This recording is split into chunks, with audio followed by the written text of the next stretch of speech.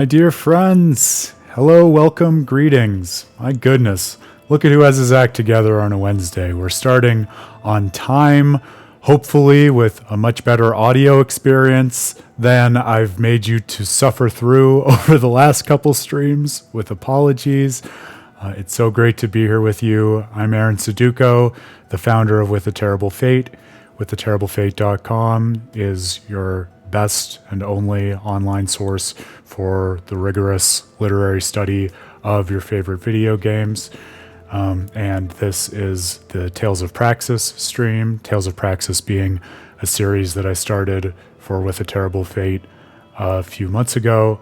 I think back in February, maybe March, beginning with the remaster of Tales of Symphonia, and with the objective of...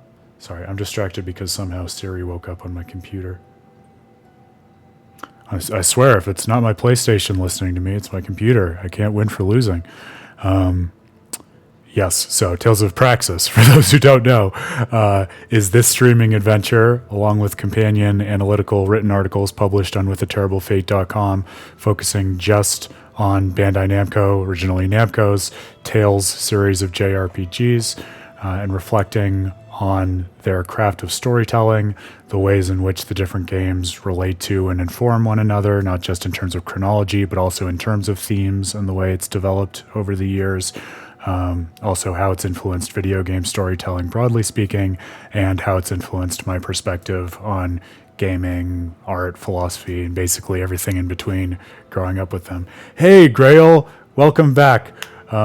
Good time for you to come in, because actually the next thing I was going to do as we get off the ground for tonight's stream was I was going to shout you out. Thank you for helping me diagnose the audio issues on Monday. Hopefully it's coming through better now. I did take the time to check the balance and actually do a little bit of testing before this, and I worked with my dear friend and colleague Dan Hughes, who knows way more about audio tech than I do. Basically asked him, hey, can you watch some of the VOD of the stream and let me know if you have any sense of what the hell is going on here. It's a good news, bad news situation. The good news is, as I said, hopefully the audio is much cleaner now, because, oh my God, I tried listening back to even some of the stuff from Monday, and it sounded like I was talking out of a tin can. So thank you for bearing with me as well as you did. But oh, good. I'm so glad it sounds perfect, Grail. Thank you for confirming that. And obviously, if there are balance issues when we get into the game, just let me know. We can play with that. The bad news, though, is that the reason the audio was going is that I use a port hub that has, like USB and HDMI and an Ethernet port connected to my Mac for streaming, and it was actually the hub piece itself that was starting to die on me, basically. So thankfully I had another one to swap out, which obviously has made all the difference, but the other one does not have a port for Ethernet. So I'm running on Wi-Fi now. I don't love to do that in a streaming context, so hopefully we don't have any weird glitches or gaffes, and also hopefully the video quality is the same, because the last time that I was streaming over Wi-Fi, for whatever reason, OBS just downscaled the quality of the video.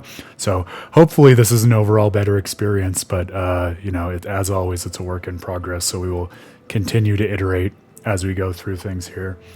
For those who are not the seasoned veterans to the stream that Grail is, we started out with revisiting Tales of Symphonia Remastered back when Tales of Praxis kicked off, because that was a big part of what inspired me to dig into these games, namely because Tales of Symphonia was my first Tales game and really my first story-based game as a kid. So it was really inspiring to me to go back to the game as an adult and see it and play through it with fresh eyes. Then we rolled right into the sequel, Dawn of the New World, which was great because it was a game that I didn't love initially, and replaying it in this context, I think it's fair to say, gave us at least some new perspectives and ways to appreciate it, even if it's still not our favorite. And then, kind of inspired by that duology of Tales games, I decided next to play a maybe similar, maybe different duology. We'll find out. But Tales of Zestiria, which we rolled credits on Monday, followed by its prequel, Tales of Berseria. But we're not there yet, because on this stream tonight, I think it's going to be a fun, chill stream, especially with you here, Grail. We're going to mostly work through some of the post-game content, I'm not sure how much there is, not sure if it'll keep us the whole 3 hours, but hey, I've said before, I think, it's not going to take that long to get through stuff on the stream, and then we've taken 2 or 3 days to do it. So we'll find out. And then after that, we're going to do the Alicia's Story DLC, which you can see on the main menu here, which I've never actually played. So it'll be my first time playing something blind on the stream, which I think, especially at this point in Tales of Praxis, will be a lot of fun. Oh, okay. I'm catching up on your messages, Grail. Good. If it ends up being really scuffy, then look, as long as you have a good time, I mean, the goal is that we all have a good time, right? So as long as that objective is met, I am happy, and I call that stream a win. So here's looking at you. Thank you for that. Yeah, and then so I truly have no idea how long the Alicia's Story DLC will take us, but I'm hoping, maybe this coming week or the week after, whenever we do wrap it up, we'll dive right into Tales of Zestiria after that.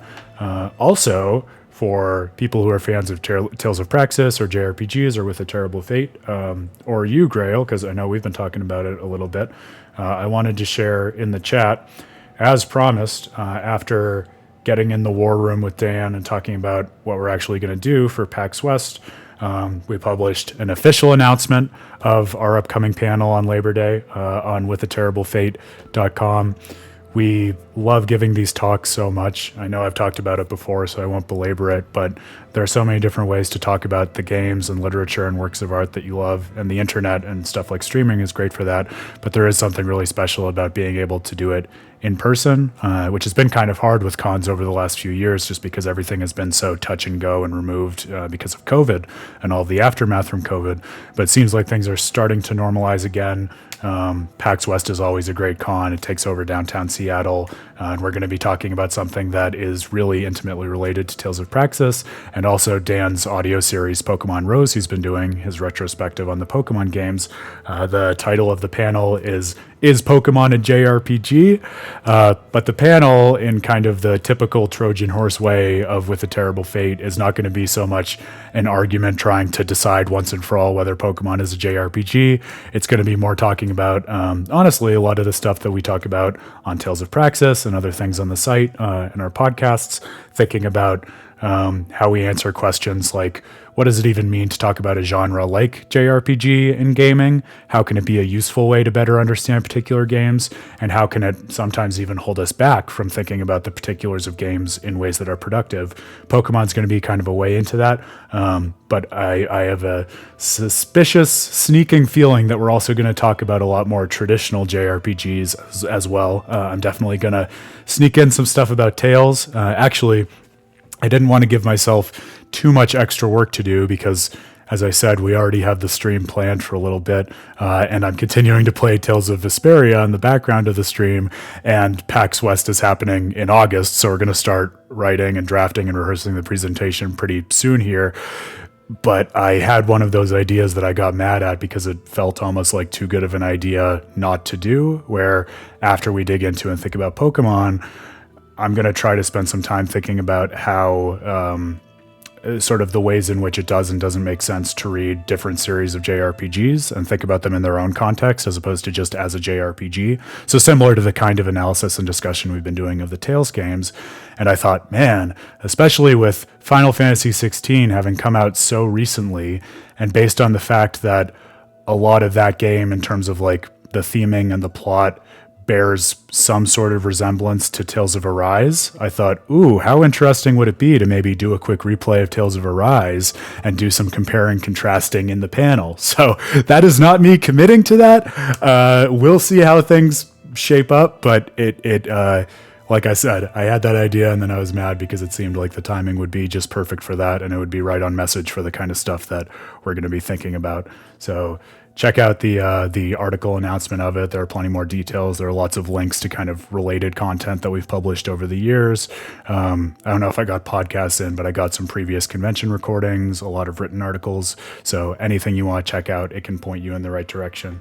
Yeah, hey, thank you for the vote of confidence, Grail. I mean, that's one of the reasons that I'm really proud of with A Terrible Fate and think that what we do is valuable because it really is all a matter of putting our hearts into it. We continue to be a volunteer organization of thinkers and gamers that just do this because we love it and we think these things are worth talking about, and it's important to advance these conversations.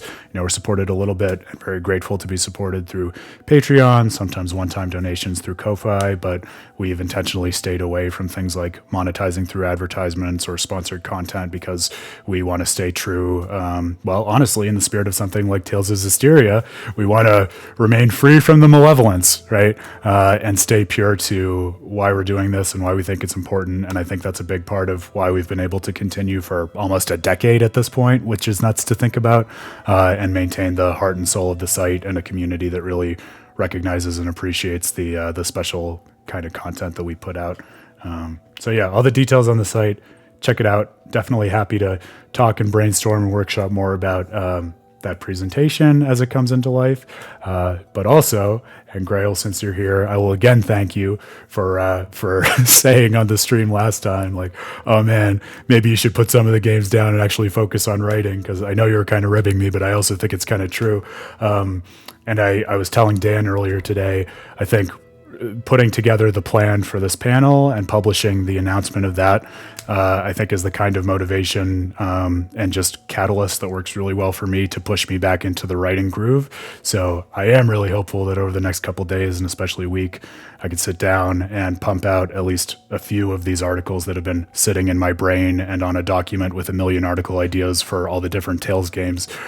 So starting with the one that I've mentioned before about my experience with Regal and my most recent playthrough of Tales of Symphonia. So I'm really looking forward to that. I think it'll be a nice way to synthesize a lot of the exploration that we've done collectively over Tales of Praxis so far, that I've done in some of my side playthroughs, and hopefully that'll just make the overall series a little more multimedia and a little more rewarding for the people who love these games and want to explore their stories at a little bit more of a granular level than we can really do on the stream itself, or that other people who talk about the game do elsewhere on the internet.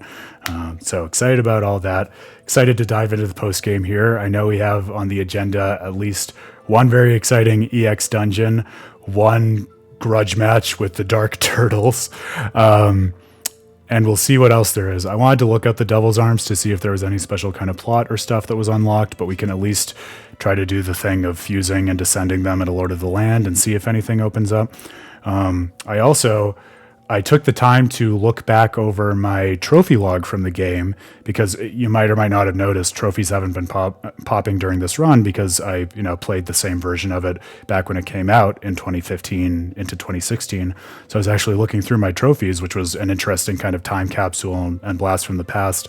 And it reminded me, I forgot that I actually took the time to do this, but I did play through all of the Crucibles back in the day too, which was kind of reassuring because I was kind of intimidated by it and didn't know how much of a challenge it would be or if it was worth trying out this time. And I don't remember whether there's any interesting like story content or insights that come out of it, but I figure if we find ourselves with a little bit of extra time after those other to-dos on the stream, we can at least, tool around in one or two of the Crucibles, see how rewarding it is, see if it's worth it. And obviously if there's anything else that anyone wants to do or see before we kind of wrap up the main content of Zestiria and move on to the DLC, this will be the evening for that. The one last thing before we dive in, which I thought was interesting to note. Actually, that's a good point, Grail. Since the Dark Turtlez is, for those who didn't see this stream, an unbelievable joke of a level 99, we're definitely going to be fishing for as many levels as we can get to get a leg up on him. Although we did get close last time, and we're even more leveled up since then. So fingers crossed. I'm hoping it's not going to be that insane of a fight, all things considered. But we'll see. Grail, before we jump in, actually shouting out something else that you and I were talking about on the last stream, since you asked about kind of articles and more points of study comparing the different games. Actually, just as I was booting up Zestiria and getting ready to do the stream, the reason that I'm here on the title screen as opposed to inside of the save file is I was just taking a minute to appreciate the background art. And when the screen first loads, you can see it more clearly than now, but especially that central image, you can't quite see it from there. You can see the bottom of it pretty well there. That's Saray, and then the other half of it, like a yin yang or some kind of cyclical flow is Mautellus, as we saw him after he was purified at the end of the game. And so my read of that, at least, is... Sorry, I stayed on the screen too long. And but I think this is going to bring us back so you can see more clearly. Yeah, see, so the other half is very clearly Mautellus, right? Kind of representing the way that they have become part of the world's history and legend, and I imagine representing the time when Saray was suspended out of time, kind of regenerating Mautellus's bond with the land after we killed Heldalf last time. But I was looking at that and appreciating just the way it tied into the story, but it also got me thinking, man, it's so interesting to reflect on the journey through that kind of lens because, again, especially after having played Tales of Symphonia to kick off Tales of Praxis, it occurred to me that, Tales of Symphonia starts with this facade of a journey of regeneration, which we ultimately learn is all false pretense for Mythos's plot to, create the ultimate vessel for Martel and to keep the mana distributed unevenly between worlds in order to prevent war and prejudice and all this stuff, yada, yada, yada. So there's the idea of a journey of regeneration, but it's basically a myth and a facade. And as I was thinking about that, I thought, man, there's a sense in which the journey we just went through with Saray is like the genuine article of a journey of regeneration. Because, yeah, shepherds appear again and again across time, but what do? They appear at moments when the world is riddled with malevolence and people have become corrupted and lost their way and need to basically be redeemed and purified so that they can become realigned with themselves, like we were talking about through the last stream. And what have we done by the end of the game? Well, Saray actually did that. He saved not only so many people through purification, he didn't just defeat the Lord of Calamity, he actually purified Mautellus, like the ultimate seraph, the head of the five lords, the one whose blessing over the land basically retains the pure state of the world. So I thought it was pretty cool, especially in a series and in a genre of JRPGs, which oftentimes relies on maybe what you might say are cynical twists, where, like I was saying in Tales of Symphonia, like you expect to be able to save the world, and at least the path that is initially presented to you is not a way to save anyone or anything, really. How cool that in this game, like, you're actually able to do the journey of regeneration and redeem people in the world in exactly the way that the shepherd was expected to all along. I think there's something kind of heartening and uplifting about that. That's right. He is the once and final chosen Grail. So pure, not even Mythos saw it coming. And if Mythos had saw it coming, maybe he would have had a little more faith in humanity. Oh, that's kind of sad. All right, well, on that bittersweet note, we're going to jump in and we're going to do some post-game content. Welcome to Tales of Praxis.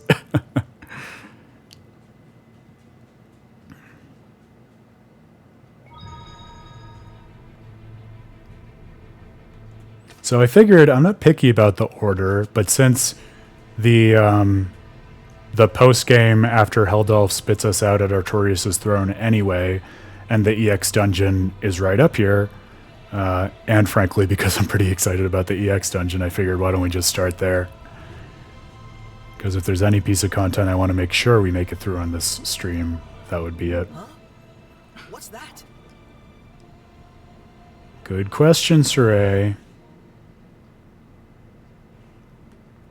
Oh my god, and now the PlayStation is listening to me. Oh, okay, but actually I remembered last time, like, Aaron, you keep complaining about your PlayStation listening to you. There's a button to mute the microphone on the controller, which I just kept forgetting to press. So I've now pressed it. Hopefully that won't happen again, at least.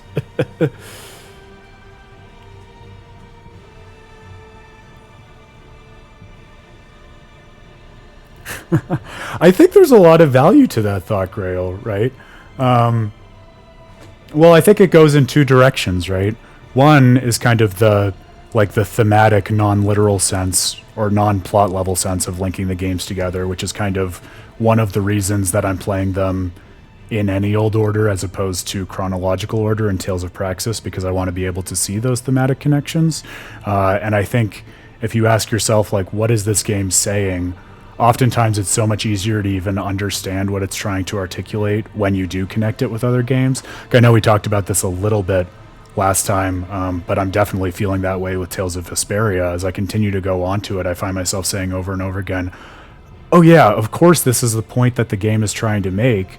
I can't believe I didn't notice that before. But I think a lot of why I'm noticing it now is because I'm seeing how different and intentionally different it is against the background of things like the journey of the shepherd or the redemption of the Swordians, or even the liberation of Lorelei, right? Pick your poison. But I think exactly to your point, there's also such a strong through line in the games of, well, it's almost kind of like a meta extension of the bonds between characters, which is such a core part of JRPG storytelling in any series, right? And we talked a lot last time about like the value of the character building and the way that they relate to one another.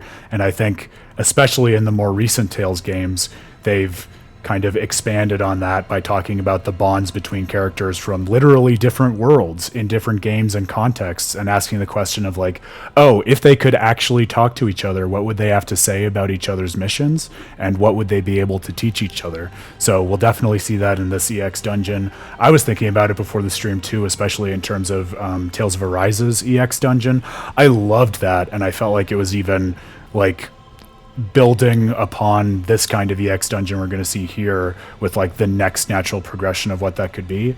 And again, like being like looking at the overall series and the way that we're doing, it's cool to see the way that the language for those continuities has evolved over time, because I was amazed and delighted even as far back as Tales of Destiny, literally the second game that they published. Like, you have Cress and Archie hanging out in one of the towns saying, hey, Stan, if you answer topical trivia questions about the game you're in and the company that made it, we'll give you arts to help you save the world from the Ethereans. Like, that was really cool to see, because that also shows like it's something that's always been on their mind, and it's something that as they continue to develop a more robust language around the stories and worlds that these games are expressing over the years, they've also gone back over and over again to ask, how can we make that a little more elaborate and nuanced and connect it with, you know, not just the themes but also the actual like plot and nature of the worlds, like without giving anything, I think, really away about Tales of Arise.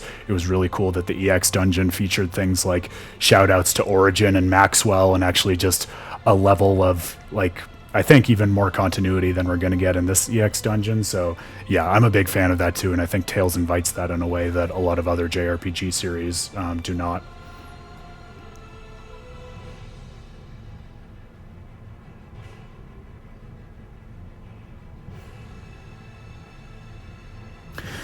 Yeah, well, and look, I mean, it's now we're doing some thematic connection of our own on the stream, Grail, but I think it's a little bit like what you were saying about the, you know, if a stream is scuffed, it's funny, right? Like, I think so much of the balance of engagement and enjoyment in these games, like we talked about a while ago on the stream, is the fact that they're made with such love and care and thought in a way that is, you know, like, creates really thoughtful and interesting games, but also, you know, it can be kind of campy and funny and like invite talking some loving trash about, like you say, right? I think those two perspectives aren't mutually exclusive, and I think actually the way that the Tales series blends them together, where it can be, like you say, fan servicey 1 second, but then in another stroke, like a moment later, connect that fan service with like the core themes of whatever game you're in, like Tales of Arise, in a way that really makes sense within that world and is not just like pointing out to fans, oh yeah, look at this stuff from other game, but actually saying like, no, we picked stuff from other games with some thought into what we're taking so that it could actually teach you something new about this world. Like, I don't, well, I half want to get into it because Tales of Arise's EX dungeon is very related to what we're playing now, obviously. Well, we're not going to spend the whole stream talking about the EX dungeon to a game that we haven't played, but I will just say, with slight spoilers for that dungeon for people who haven't played it, and again, it's not like directly related to the plot of Tales of Arise, but actually our dear friend Edna comes back with her attachment to and relationship with her brother in a way that is also teased out in Tales of Berseria.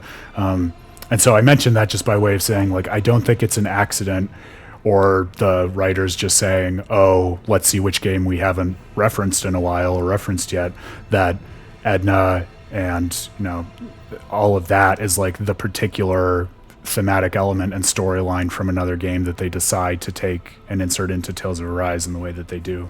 I think they do put a lot of thought into it, and that's what makes it feel coherent and like something that speaks to the fans and entertains them and rewards them for playing multiple games, but also enriches the story of the particular game as such. And that's a really hard line to toe, but they do it. Time and again, they do it. Speaking of, let's get into it and see how they do it.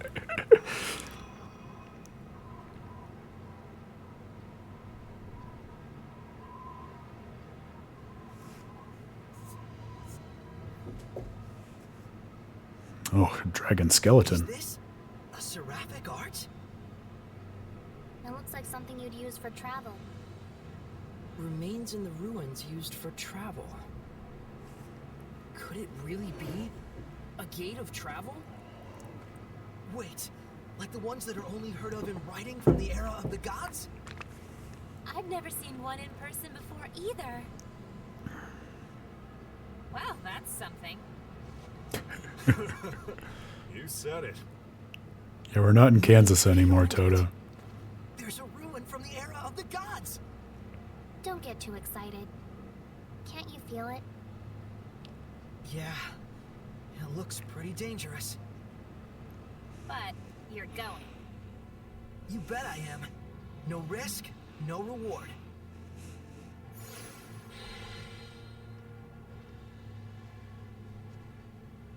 Gonna stop him? No. If they fail because they put faith in a wrong decision, it's the end. But if it's an answer they believe in, even if they fail, they can overcome it. You really trust him, huh?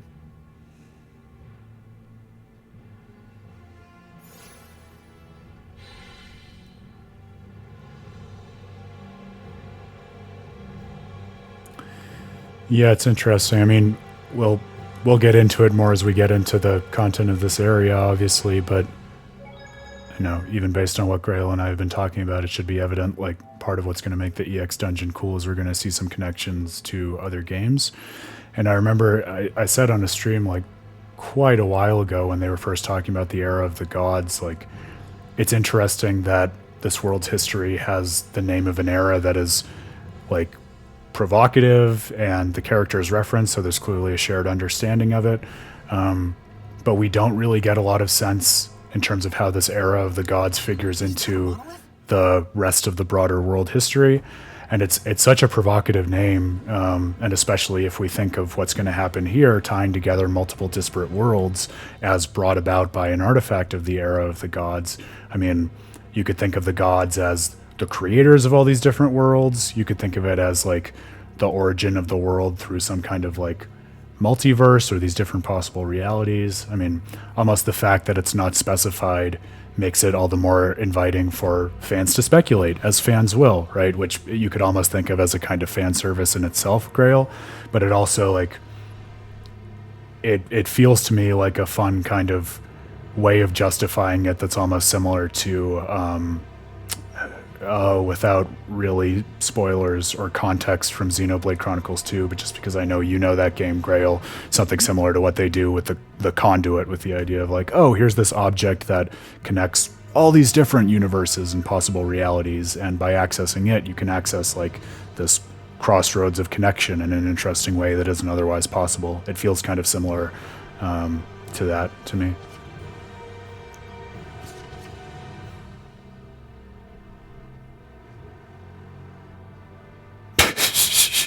Oh, the monoliths are not only continuing to appear, but now they're getting punchy. They're telling jokes. Don't tell me to believe in the bonus skills. That's the one thing that I haven't done through this whole playthrough. Oh, game, why? I laughed because, like I said, I was reviewing my trophies, and one that I never got, you'll be shocked to hear, was like, oh, fuse a weapon so that you get like a 16 stack of a single skill from a single piece of weaponry. Like, I could do that, but my god, at what cost? Truth kind of kills your imagination. conversation, you know? That was real philosophical. Grail, you know the score. The tutorials don't end until you literally platinum the game. Otherwise, it wouldn't count as a JRPG. And that's my whole talk on the subject. Now you don't have to buy a ticket to Seattle. Kidding, obviously. But it is fun. It is kind of, especially in a game that has so many tutorials and monoliths, a nice way of, like, indicating to the player, like, if this were your first JRPG, like, yeah, this is what a postgame is, and there are ways that you can learn even more things to do in combat and undertake, like, more challenges than were in the initial story. Like, that seems obvious to us because we're very deeply, maybe terminally embedded in the culture of JRPGs and video games, but, you know, if this were a kid's Tales of Symphonia, like it was for me, like the first game they picked up, that would be a cool way for them to kind of learn what's expected of them, and that the game's not over yet. I was thinking too, just because I don't want to lose this thought about continuity, it's also kind of interesting because, you know, Grail, you were asking about, like, oh, like, what if all of the stories are connected? Does this kind of support that? Like, how are we supposed to make sense of this continuity? It's really interesting to me too, and this is the kind of thought where, like, the more you think about it, the more you actually want to unpack and analyze it. The fact that if you look at, like, if you think about this area that we're at now, Hexen Isle, right? We got there through this specialized warp point from Artorias' throne, and that warp point only appeared after the party beat I almost said Mount Tellus. After they beat Heldalf, but also the warp point only appears while Heldalf is still there, because you have to reload the game to a point where, like, the game knows you've beat Heldalf, but Heldalf is still there for you to beat at Artorias' throne, and now this warp point also happens to be there. So it's almost like even the mere act of accessing this warp point has already broken our typical sense of what, you know, continuity in events looks like in a world, whether that's fictional or the real world. And so by, like, undermining those laws, that almost is like the key to unlocking the door to this special kind of, like, blended reality between games. So something as simple as that, I think, you know, does a really nice job of setting the themes and the context for what we're experiencing here.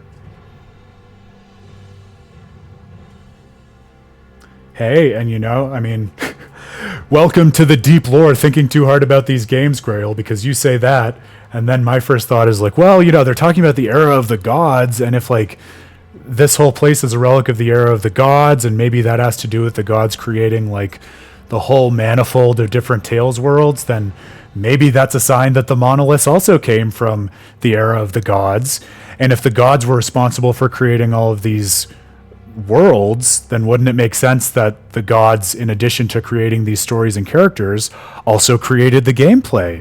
And so wouldn't those gods be the right ones to create these monoliths that explain the ins and outs and guidance for how to actually navigate not just the world, but actually the gameplay of it?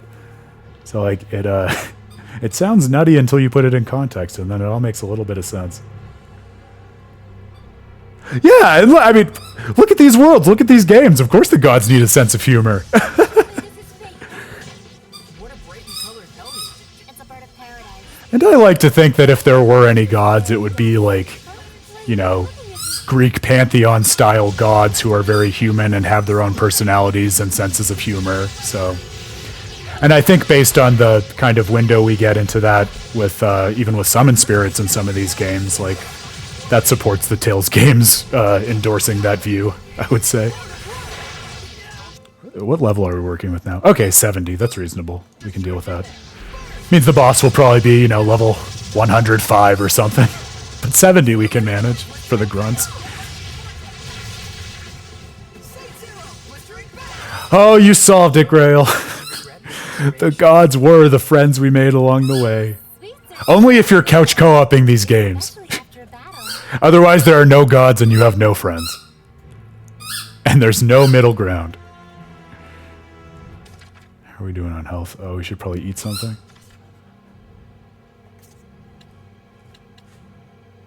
But like we said, Grail, we're in the clear because streaming is sort of like couch co-op, so we have each other. I would consider you my friend at this point. Anyone who spends this much time not only gaming with me, but also thinking about the content of video game storytelling, I consider a fast friend. This must be a dragon skeleton. If we study it, we may You get an A in the course, Saray. of the dragon itself. I bet even if you two were eating chicken wings, you'd find something nerdy to talk about. Actually, bird wings and animal legs are strikingly alike. It might be because... Ah, here it goes. Idiot. But the real question is how an immortal dragon died. And a quadruped as well. The strongest type. there must be someone who defeated it. Or maybe there was someone. Oh, need me to hold your hand? No, there's something wrong with the Earth Pulse. Whoa, a serious response. You know something, don't you? It used to be a nest for the 8 serpents. Long, long ago.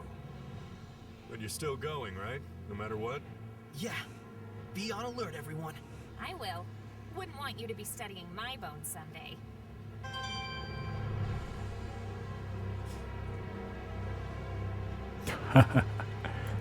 I know. Well, don't say any more than that because it's been long enough since I've played Berseria that I also don't remember. So don't spoil it for me either. Oh, I'm happy that you're happy to hear that, Grail. Thank you.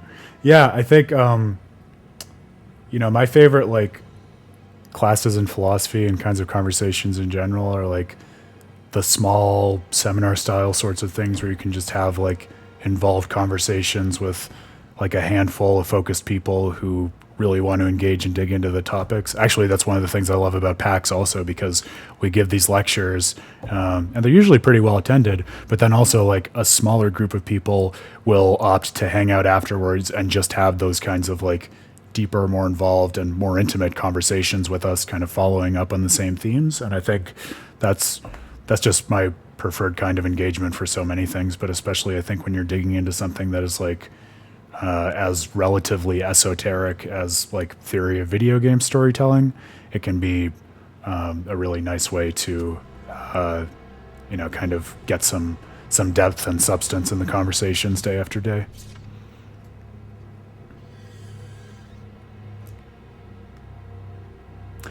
I am kind of surprised there wasn't more reflection in that skit at the Dragon Skeleton about the two dragons that they faced off against in the game, Tiamat and Eisen.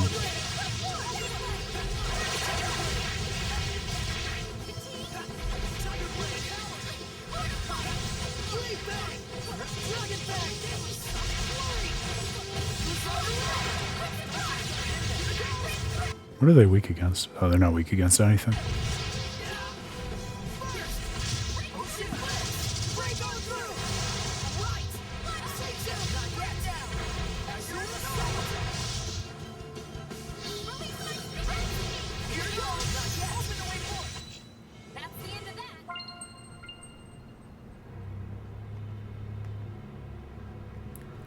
Boy, these things that look like giant monoliths and yet have no wisdom inscribed on them are really imposing.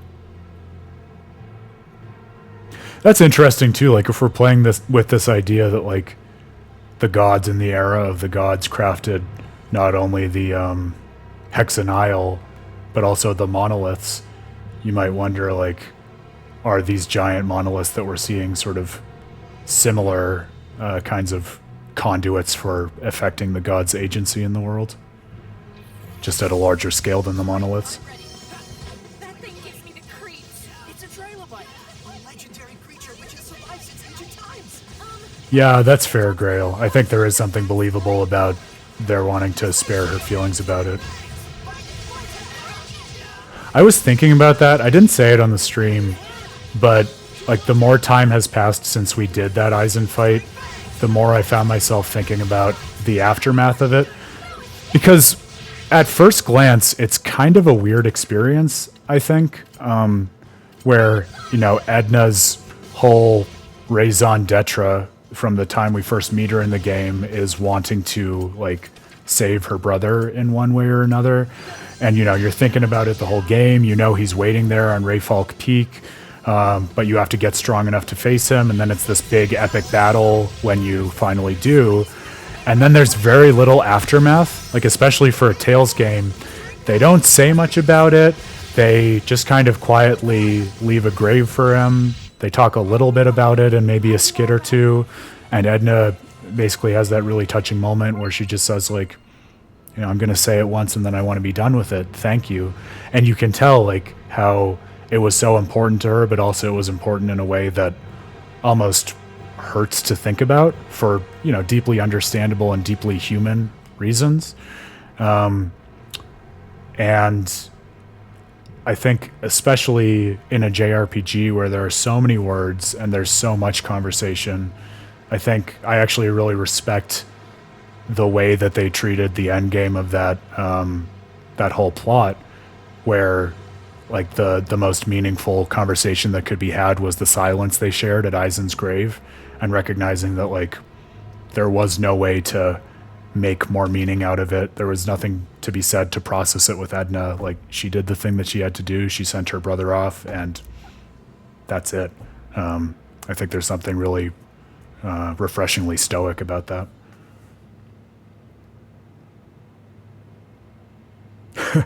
Yeah, that's true, Grail. If the giant obelisks were really monoliths with guidance on battle, we'd be here for a day and a night. It would be a whole other like JRPG combat system that's explained on each one. Oh, speaking of fuck, what are they called? The not gauntlets. Fuck, I'm totally forgetting the name. The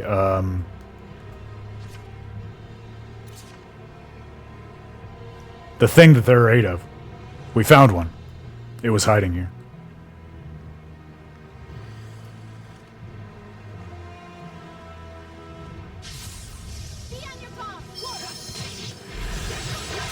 Yeah, you're right, Grail.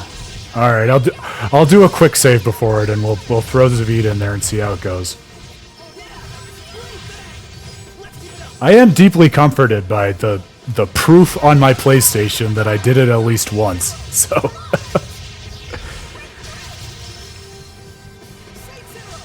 of course, that's setting me up for disappointment, because if I now have a really hard time doing it, I'm going to go to sleep tonight thinking, oh man, have I gotten worse at gaming over the last, like, 8 years? What's happening to me?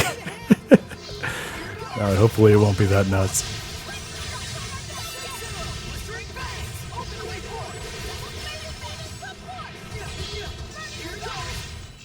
The ruins.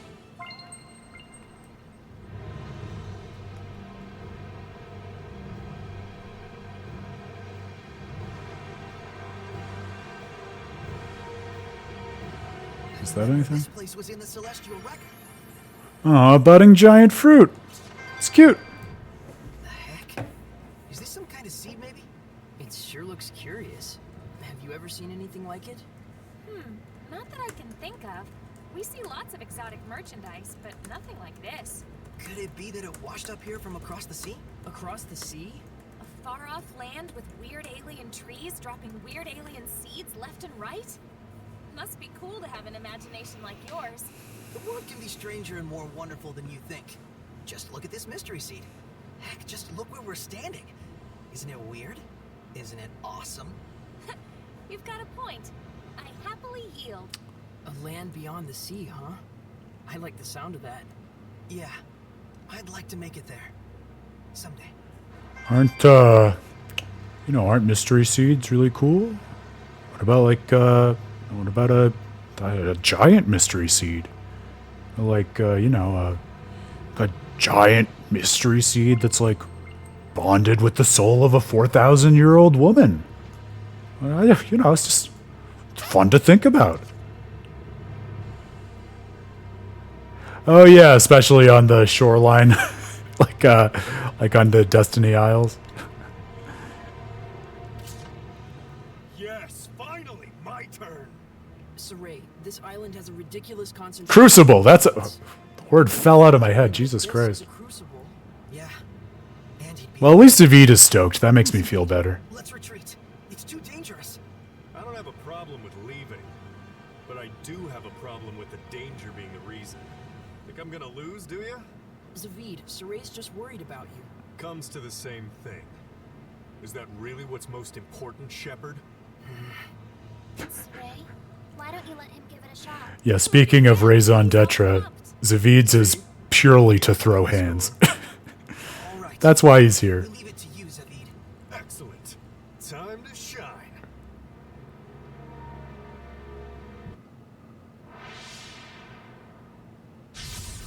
Oh, I totally forgot to do a quick save. I regret everything. You feel me?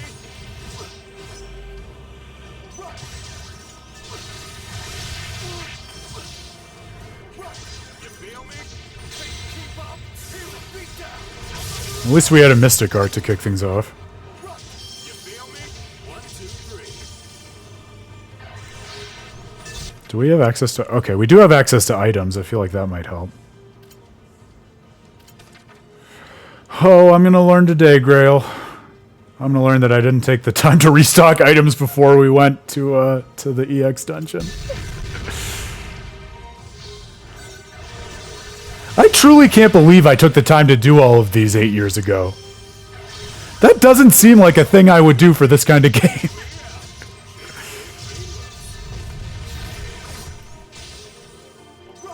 You feel me?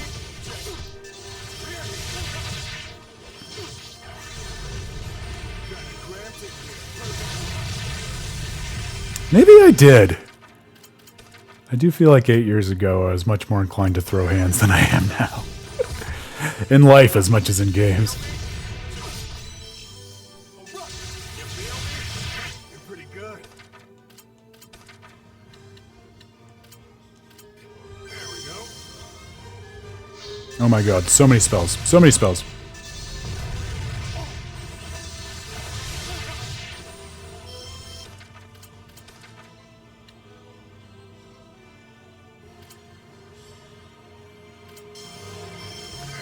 Yeah, I don't love how many, how many ways there are to make the spellcasters cast their spells faster instead of, yeah, well, that makes sense. And now we're kicked back to the save data. Oh, at least we saved on Hexen Isle. That's something. Yeah, you got where I was going with that, Grail. Exactly. Well, I think if we do end up doing the Crucibles, it probably makes sense to start with some of the ones that are not in the EX dungeon, because my guess is they would be easier to get off the ground. But since we were already kicked, I'm going to start by restocking on items anyways, because I did not realize that we were at a deficit there. That caught me off guard.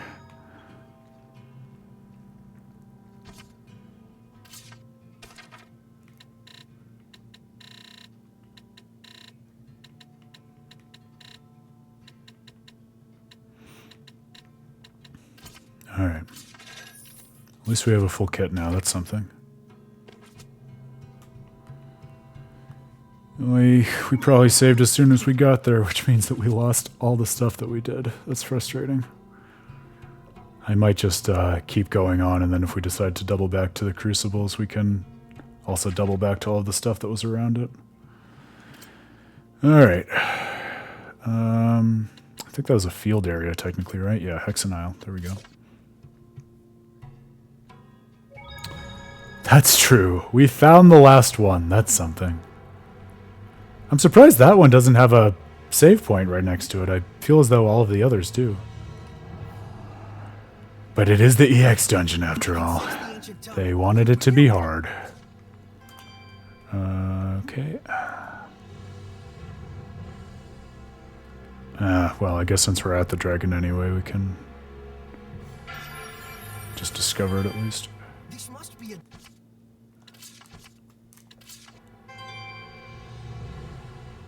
Alright. Away we go.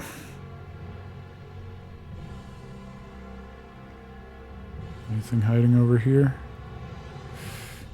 It doesn't look like it.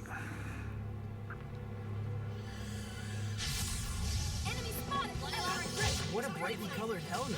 It's a bird of paradise. We're taking a real gamble with this pair of dice. Huh? Why is everyone looking at me?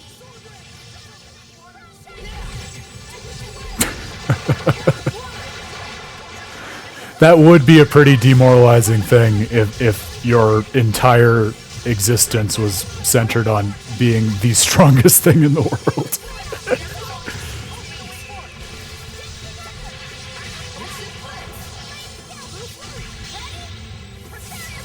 Well, at least, like, even with the dragons that we fight in Zestiria, like, it takes a hell of a lot to down them. Like, the strength of, you know, basically Jesus plus a few demigods, plus in the case of Tiamat, like, every single soldier in the entire world. So, I would feel okay about it. I would tell that dragon not to beat himself up too much. The Calix! Alright. It's a separate plane of existence that someone made. When it sounds like Zavid is joking, but he's not joking. Sure appreciate your sense of humor, Zavid. Good. But if you die here, it'll be no joke. Oh no, it's the nasty, no-good skunk of doom. That's quite a name for it. Okay, we want Lila.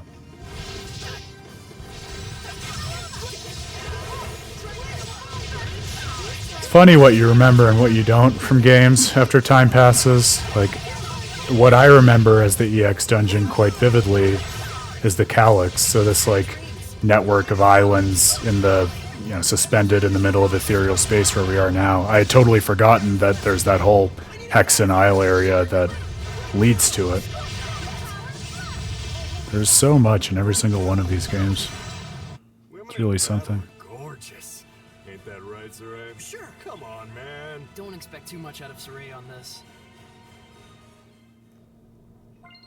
Some of us are low on health.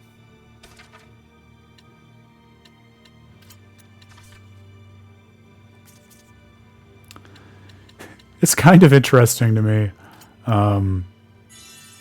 Again, especially in the context of playing like the other Tales games around this, like that end battle dialogue with Zavid made me think about, like, this strikes me as an interesting and unusual case of a Tales game where I don't know if it's supposed to be like the purity of the shepherd in the sense that he's also kind of chaste, but Saray, like, really doesn't seem like romantically or sexually interested in anyone else, as well as I've been able to tell.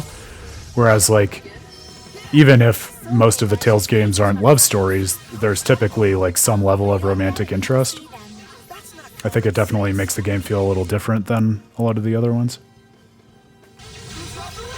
Ruined section. And he's in good company with Rain Sage. They can get together and, well, not couple up, but become a unparalleled ruin excavation team.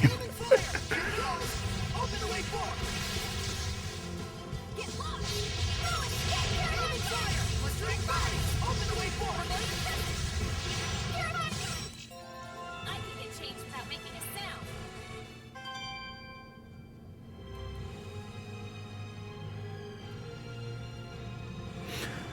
I guess it is kind of sad to think about, like, you know, we kind of lose this thread pretty early in the Zestiria story. The fact that Saray grew up in a very isolated way with all of these seraphim and literally no humans around. I think the most they kind of probe it is just with the idea that that's one of the reasons it's important to have someone like Rose who can understand what he's going through and also have the same kind of relationship with seraphim, because he's never had that kind of companionship in his entire life. And like, the more you think about what it would be like to grow up in that kind of isolation, I mean, it would not be surprising, I think, to sort of have a warped sense of, you know, relationship with others, or the ability to, like, establish an intimate relationship or form a family or something like that.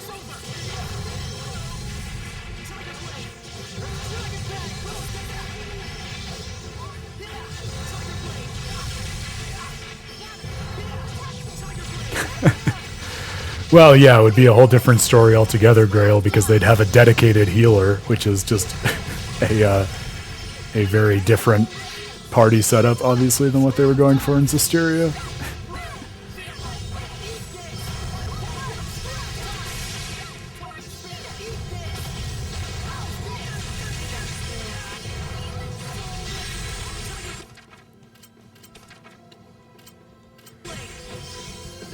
Are these also? Oh no, these are 75. So we've jumped 5 levels from Hexen Isle.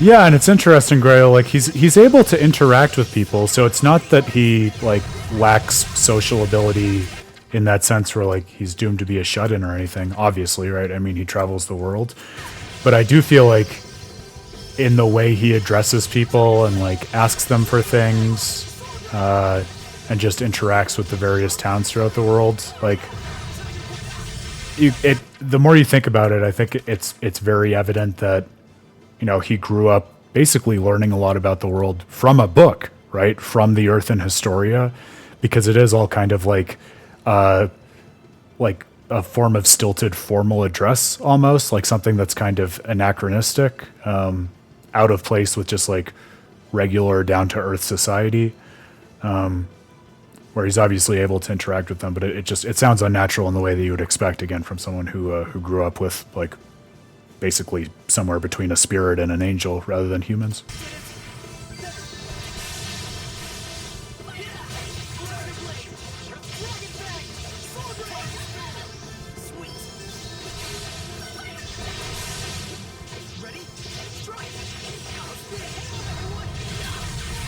Man, I do not like that attack. What are they weak to? Nothing.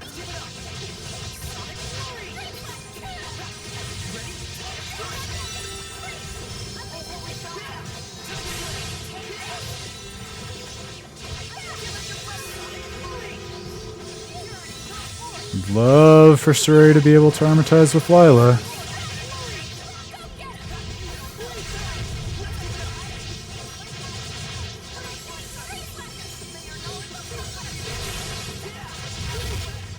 We mustn't underestimate the malevolence. Some of us are low on health. Speaking of casting time being sped up, that really bit us there.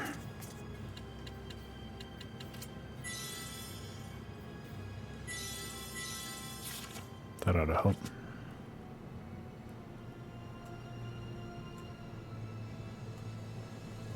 Really an interesting and beautiful environment they put together here. You know what it reminds me a little bit of, actually? Obviously a little bit friendlier than this, but a little bit like the Ginnungagap at the end of Dawn of the New World. The sort of the blue skies peeking in from the side on this just network of little interconnected floating islands. Okay, we want to go the long way here.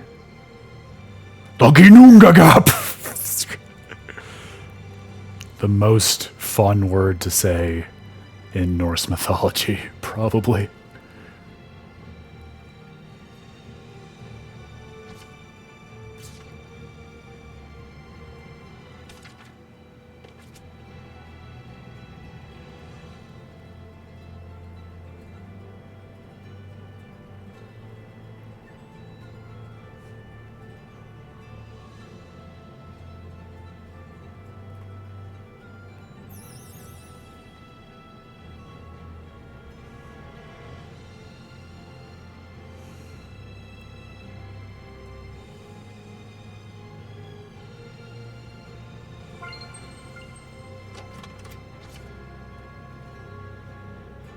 Well, that just bums me out, man.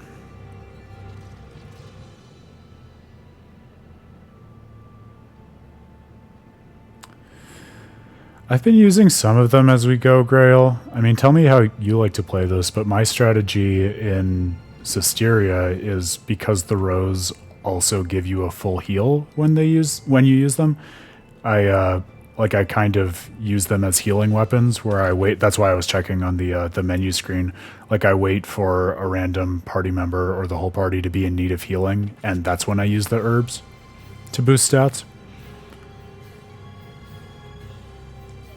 As I feel like, especially when you're in the middle of navigating a dungeon and it's not always easy to get back to a shop, as will probably be the case in the Calix here, it's nice to have them as an extra healing boost if you need it.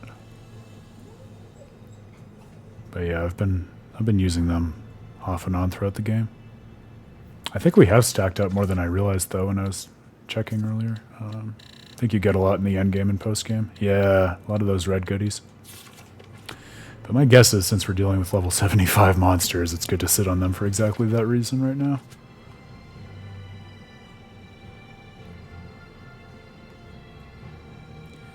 Yeah, it varies for me a little bit based on the game. I like you. I don't think it's a matter of pettiness. I also prioritize whichever party member I'm maining, just because I feel like that, you know, makes it easier to survive in battles, makes you a little more durable, yada yada yada. But then I'll almost go the opposite way of what you were saying, where instead of like helping out characters with lagging stats, I try to like make the characters spiky and lean into their advantages. So like, you know, give Jade all of the whichever one of the herbs raises your magic attack. Give Lloyd all of the rosemary, stuff like that. And then just kind of, I guess when it comes to the defensive herbs, I kind of think about which stats are lagging in terms of just helping the overall party to survive. But in terms of like attack and health stuff, I try to optimize to make tanks. Yeah, like half of their spells seem to just totally wipe out my whole party. Especially that one. I'm sure that's what you were talking about. And there are so many of them. I don't want to fight these fucking fairies. And you know, it's giving me acid flashbacks to the fairies in the museum way back in Marland. That's the name of that town, which I think was one of the few times in the early games where we just straight up got wiped out as a party. All right, so this is, speaking of herbs, probably a good time to use some herbs.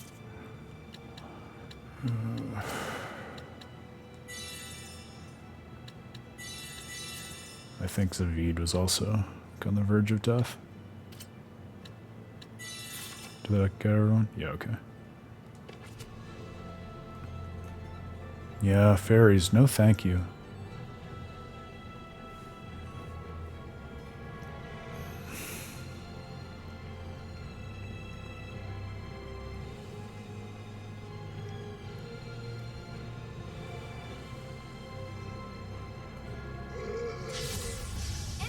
I also feel like, because I was sitting here thinking like, man, if I can't deal with these enemies, I don't know how we're going to deal with the bosses in this area. But I feel like we're in this like weird post-game, late-game stage now that happens in a lot of JRPGs, where it almost becomes easier to deal with a lot of bosses than with like hordes of enemies, because when you have a bunch of high-level enemies like this, there's just too much going on and too many like melee attacks and spells to manage at a single time, whereas when it's a single boss, yeah, maybe they're strong, yeah, maybe they have a lot of HP, but it's also just one body to manage and they can only do so much at a given time. Unless they're a Dark Turtlez, and then, you know, it's like they have all of the hands and casting ability of an octopus for some reason. But in general, I swear to God, if you cast another spell, I'm gonna lose my mind.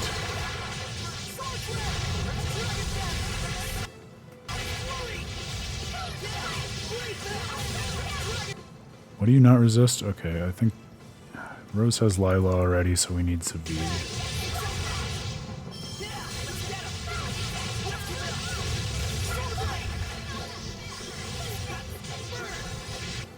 These tiny fairies also have way more HP than they deserve. 10,000. Come on.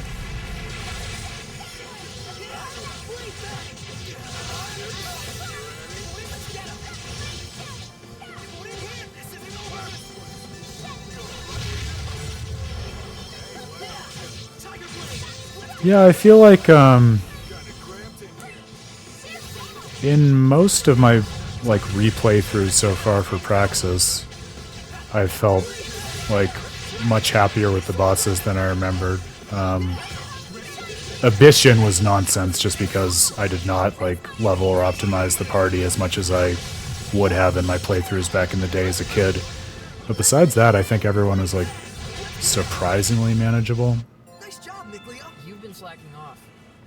Even I was surprised with like with Nebulum in Tales of the Abyss, because everyone talks about Nebulum being nutty, but I think it was my first time fighting her, actually, in this most recent replay that I did. I don't think I fought her in my original playthrough of the game. And she was, like, surprisingly way more manageable than a lot of other bosses I've had to deal with in my gaming career.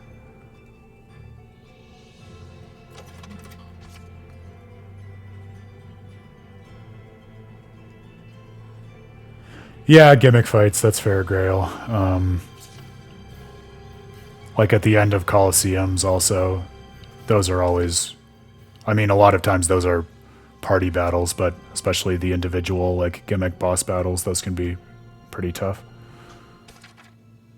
I guess we'll fight this guy, just... Okay. Really, I'm mostly concerned about the fairies at this point, where I don't even know if I want to challenge them, because I don't know if a fairy will pop up in the party.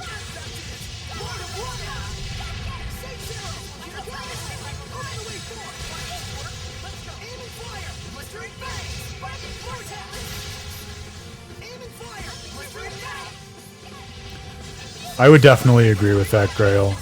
I think a lot of it is once you play enough of the games, it's just like you need a certain number of hours in order to get facility with party management.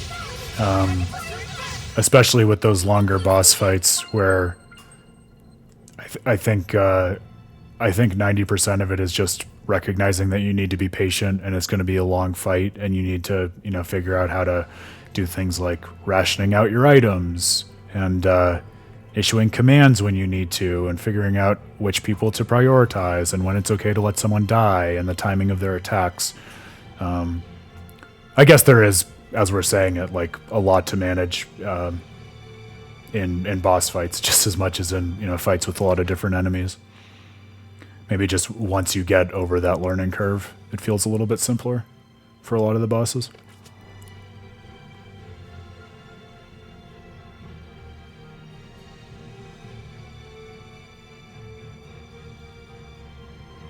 Oh, that's interesting. Yeah, I don't think I had trouble with... trying to remember. No, I don't think I had trouble with any of the bosses in the original, but I mean, that's a whole different ball of wax, right? Much more like a Fantasia style game. If anything, the most trouble I had was just waiting for the cutscenes of all the spells to end. Talk about teaching you patience. I mean, it's like, it's a whole different style of combat and game. But that's part of why I enjoyed it, especially coming off of the more recent games. Like, it feels in such a joyful way retro. It's also part of why I want to get my hands on some kind of, you know, port or online version of the PS2 version, the director's cut, and the sequel.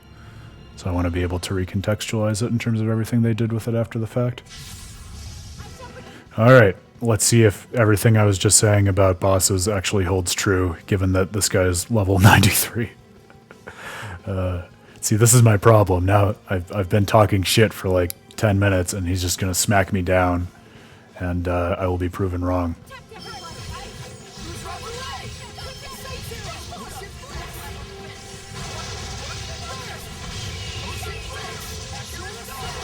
Oh, cross your fingers. He doesn't have that much HP. No, of course I didn't, Grail. That would be too easy. I totally forgot. And we're not going to be able to run from this battle. So we're just going to have to pay extra close attention for that reason.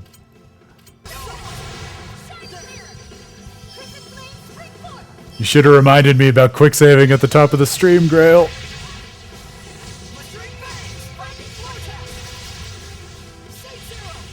It's worse because Vesperia, even the definitive edition, doesn't have quick saving. So, like, I can't even keep in the habit that I was trying to build with Zestiria.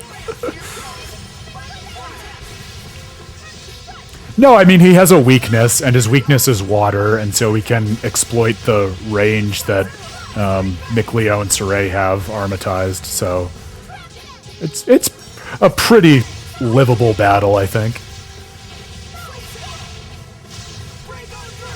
A boss you can juggle. That's what I come here for.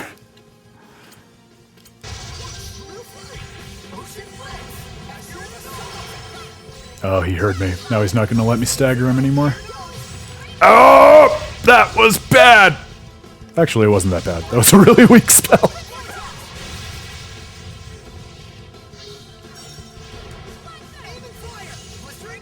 Oh, the guard break.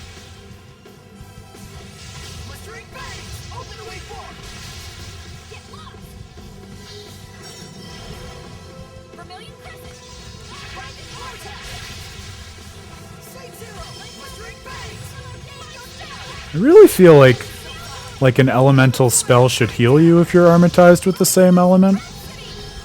Doesn't make a lot of sense to me with the logic of the world that that's not how that works.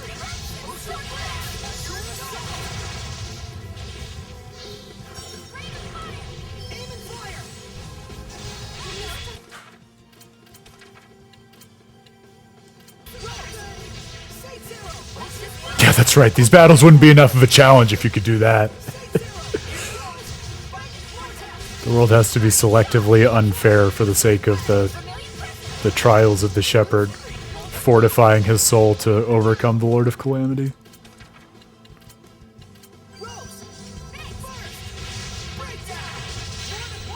Get wrecked!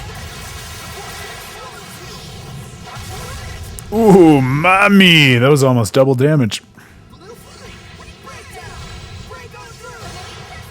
Is he trying to army crawl to dodge the attacks?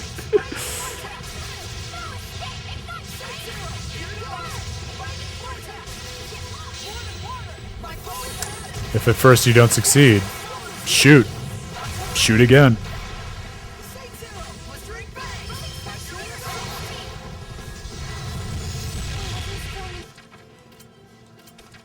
I think we made him a little mad.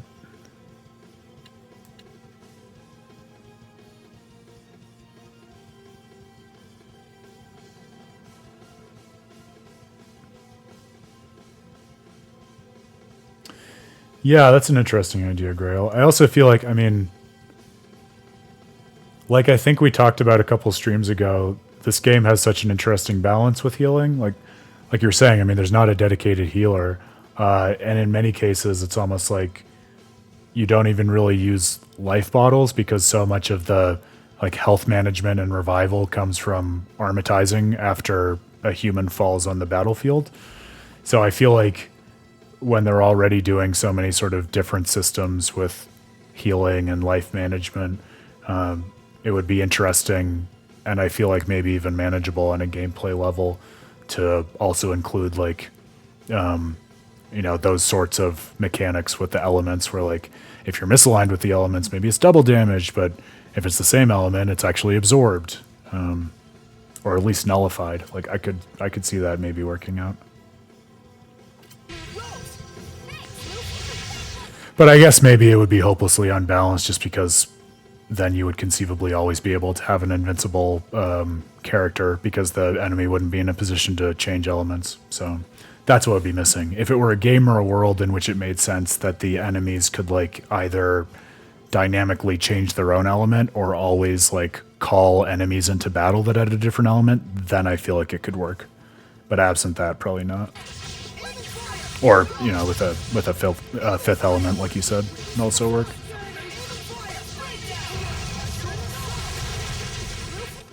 I'm worried he's going to drop that bomb again.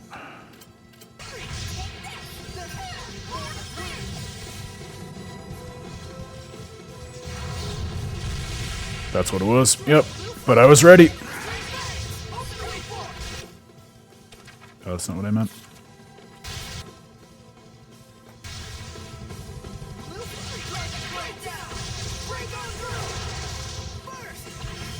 Oh, fuck.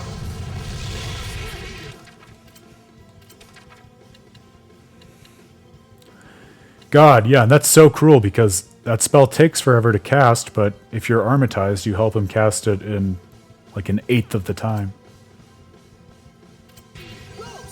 I sure did. And you know what, Grail? I'm not even mad. But only because we're almost done with this. I'm going to cheat. If he can drop nuclear warheads on us, then I can use an arcane bottle.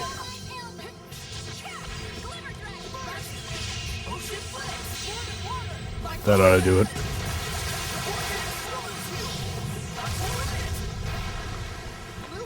Wow! That's cruel and unusual. There we go. What a formidable opponent! And another ancient orb. Sweets are so good. No, but Especially after a battle. it winnowed him down to basically nothing and dazed him, which is in some ways even more satisfying because it adds insult to injury. He gets what he fucking deserves.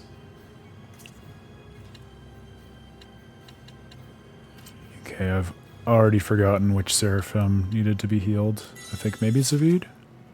Yeah, and Lila. Okay.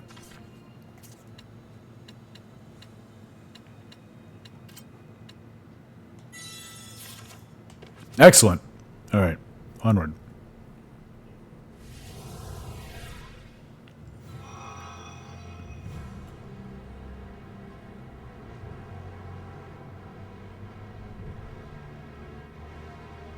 Wow. I totally forgot how complicated this dungeon is.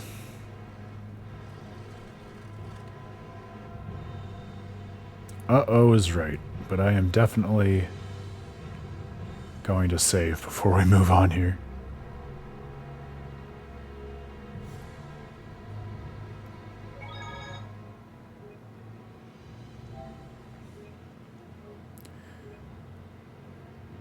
And, you know, actually, as I think through what's probably going to happen next, I think it's probably smart to restock our items before we go to the next tier of the EX dungeon. I'm quickly realizing that I underestimated it in my memory, both in terms of size and also difficulty level, which is good. I mean, that's what makes it a challenge. But we just gotta treat it with respect or risk getting knocked flat on our asses.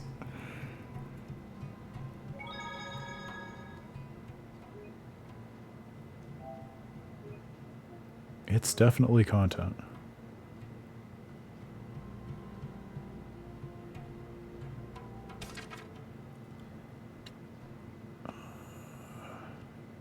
Okay, back to Hexen. All right.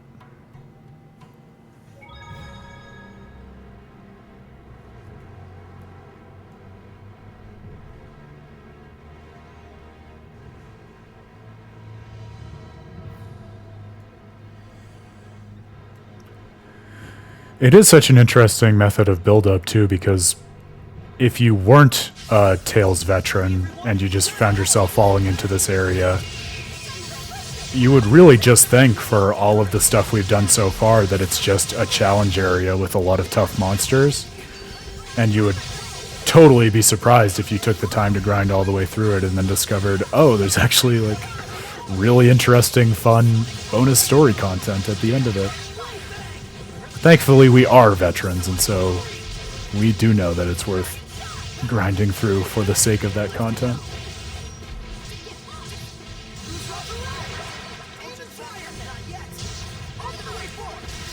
Yeah, I think Grail, my metric of mastery that I'll be happy with is just beating the Dark Turtles. Strange, Sorey. It's funny because, like I said, I was looking at the trophies, and well, I'll just show you. I wrote a whole article actually in the past about, where are my trophies? Back when I was studying Final Fantasy VII Remake, I published an article about its trophy system. I guess I'll just drop it in the chat because we're just doing post-game and hanging out tonight. But I think there are a lot of games that do really interesting things with, like, the way that they relate achievements to what you do in the game, and especially the way that they like describe those achievements, like the text that they include. And I think some games are doing really interesting things with sort of subverting their narrative or adding other dimensions through trophies. So suffice to say, I always try to keep an eye out for them now. And I care more about them, and will, like, take the time to platinum things in a way that I didn't used to. But so I was looking through some of the descriptions of these trophies, and the platinum is, speaking of having mastered Zestiria. It's literally called Master of Zestiria. And it was actually kind of a sweet description, right? We're thrilled you like the game so much, and we hope to meet you again in future titles. That's so touching, and I think exactly like you were saying before, Grail, it speaks to just like the amount of care and love that the creators have, not just for the game, but also for the community, that they can do things like this fan service. But my God, 0.7% of players have earned this. And if you look at all of the insane things that you have to achieve, it's very obvious why that's the case. Like this is not an easy platinum to get. You have things ranging from like beating like every Heldalf battle on the hardest difficulty or 5 playthroughs in without having to retry, to things like, the crazy skill stacks that I was talking about, do every kind of bonus skill, modify a piece of equipment up to plus 99. There were some really nutty ones. I was trying to find them to remind myself and tell you.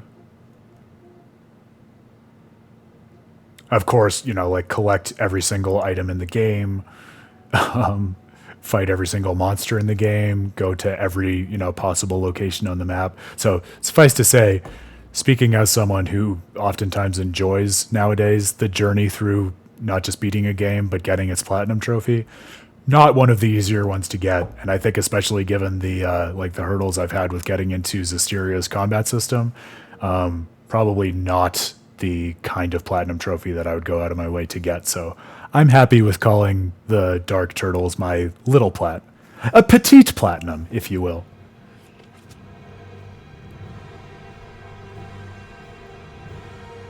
Oh, so there you go. Now we know what the giant monoliths are. They warp you to different places throughout the EX dungeon. Well, that's the way of things. Truth kind of kills your imagination, So sort of shepherding you through the game in a similar way to the small gameplay tutorial monolith, if you squint and wave your hands.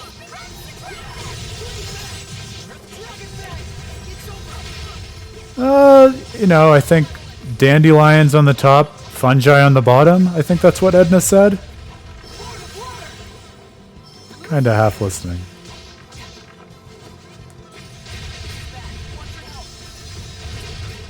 And, of course, dandelion fungi that all love to cast all the time forever.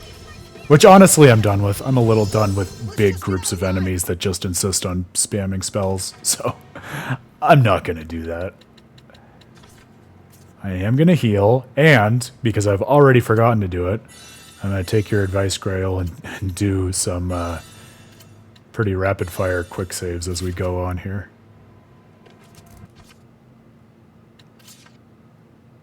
Oh, come on. I'm already playing on normal. I don't want to go to easy. That would be such a concession.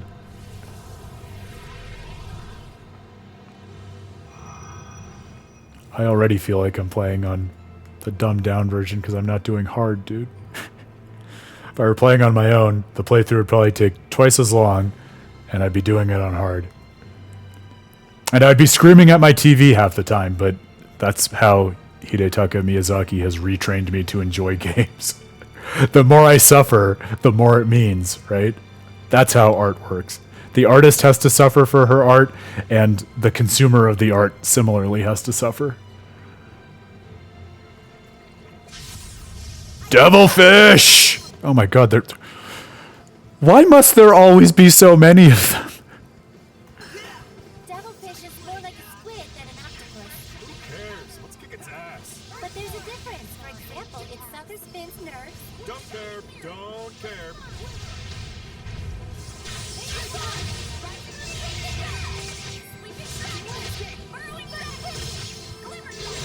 Oh, Grail, we're back to our favorite spell, Rock Throw. Perfectly suited for beating the crap out of demon squids. I think you hit the send button on that message, and immediately, like, 3 of them cast a spell. Abilities as a shepherd. Well, I think he's...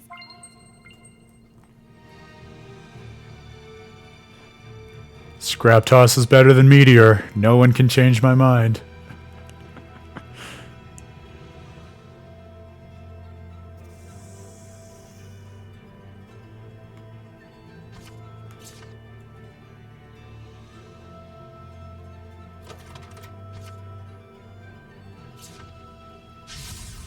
I shall protect everyone. Oh, I know about the King Cobra. What is it? King Cobra, after all. What's that supposed to mean? Literally, it's the king of cobras. It's famous. It has a castle. It holds court with other snakes. I don't know how to be clearer about this with you, Rose. We went there during our journey. Maybe you didn't forget because we went to so many different towns. It's not even true, though. That's one of the amazing things. Like, you think of JRPGs as traveling to so many different towns and municipalities and everything over the course of your journey, but like, I'm blown away every time I look at the save point travel in Zestiria. There are really only maybe like 4 or 5 towns, 5 or 6. It's not a like civilization heavy game for all of the time you spend embroiled in the conflict between Rollins and Highland.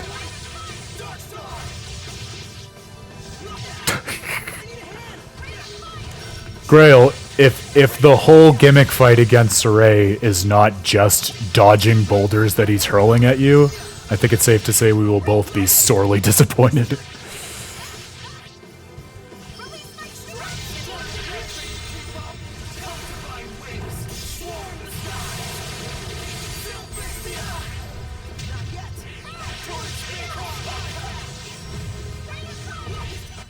We're survivors, no matter the odds.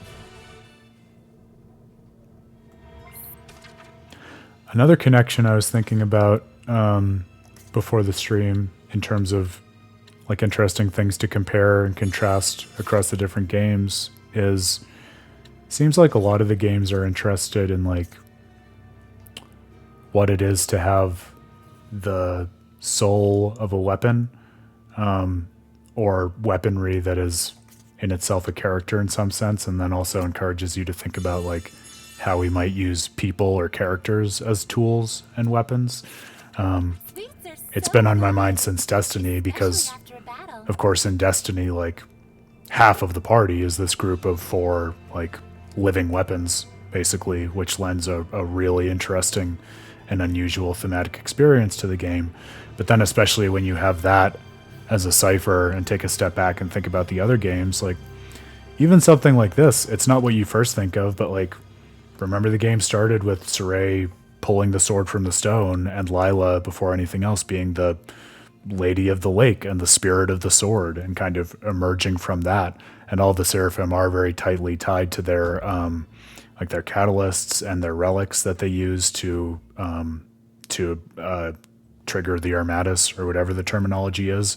And they're also like much more literally turned into weaponry in that final fight against Heldalf when you use them as bullets to down him and banish the malevolence from Nautelis and from Heldalf, right? And even something similar, like, you know, I'm still working through my replay of Tales of Vesperia, but De Nomos, another like kind of mythical, almost character unto itself piece of weaponry that guides so much of that plot. To say nothing of stuff like the Devil's Arms, which recur throughout the game. Like, I think that's something that they end up dwelling on in kind of unexpected and subtler ways than you realize throughout a number of the different titles. Yeah, I mean, it's a common trope, Grail, but I think I don't feel like a lot of series are like evenly focused on it in a way where they really explore like different sides of it through multiple games. Like, you know, even something such as The Legend of Zelda has, you know, Skyward Sword and the Spirit of the Sword. Even something like Excalibur, right, going beyond anime, like, I think that's a big part of what's in play in Zestiria. Like, that's about a special magic sword too. But I think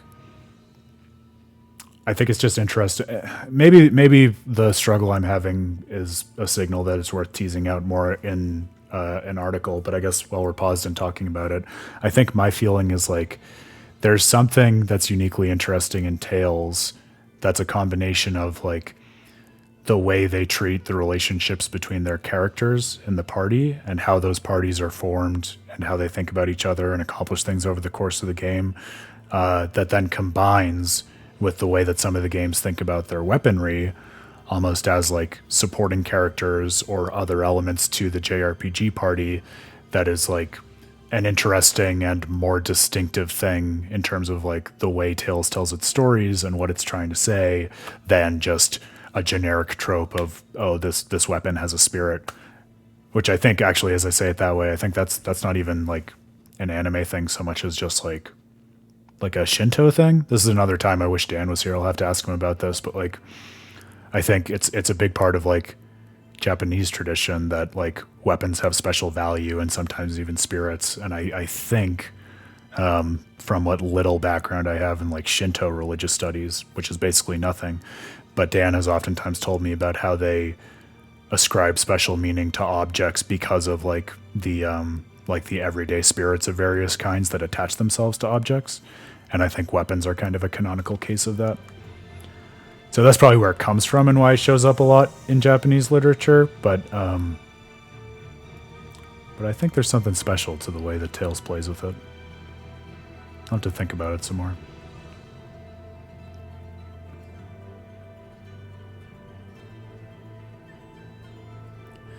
That's a fair point about the towns too, Grail. You're right. I think pretty much every town is big enough for you to get lost in, which is unusual.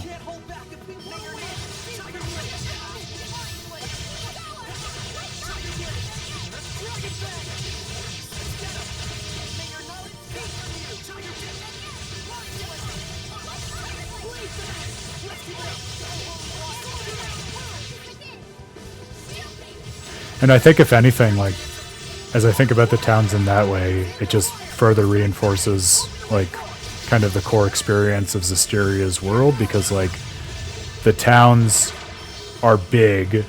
They mostly either belong very clearly to like Highland or Rollins, the two leading kingdoms that dominate everything, which I think really gives you a sense of like the way that just like the core relationship and conflict between these two kingdoms really defines like all of human civilization in this age, which then of course makes the intercession of the shepherd all the more warranted, because you see why it's really the case that a war at scale between those two nations would be the same thing as like humanity completely losing its sense of identity to pure bloodshed and bloodlust. What a formidable opponent! And spirits and inanimate objects, I feel like that's like a game that I've played or something that comes up.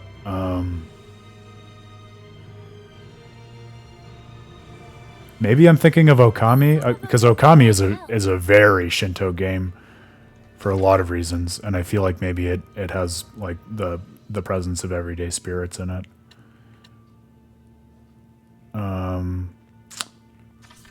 Another one that does the spirit of the weapon thing, I think they couch it in terms of possession, but I think it's very much drawing from the same like well of storytelling and mythology is Neo. It's been too long since I've played it, so I don't remember whether the first one does it. I know the second one does it, where like the weapons will, like after you use them enough, they'll actually like the spirits will wake up and they'll speak to you. I think that's Neo. I might be confusing games. I feel like for some reason I was thinking about trying to put my finger on the same game way earlier in the stream. Maybe because we were talking about living weapons in the same way.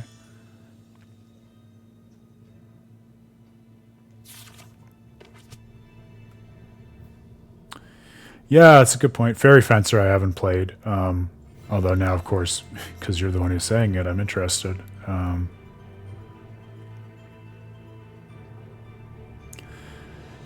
Yeah, and you could think about Xenoblade Chronicles 2 through that lens in an interesting way. I was stopping and thinking about that after you said it, because it's not like the blades like possess or live inside of their weapons, but the weapon is kind of like the point of relationship or what facilitates their bond with their driver in a way that is you could definitely read that as an interesting representation of like what it means for objects to have special meaning or for tools to connect people.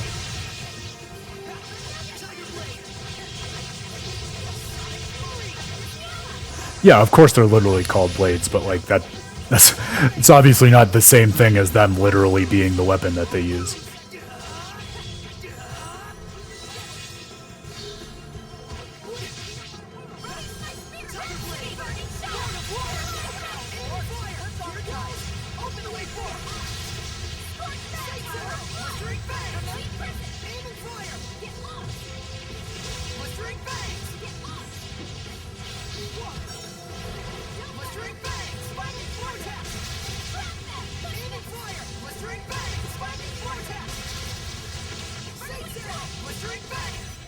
Women in battle.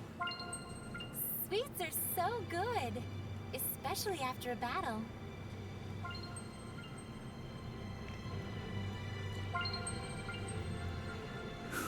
And down the spiral we go.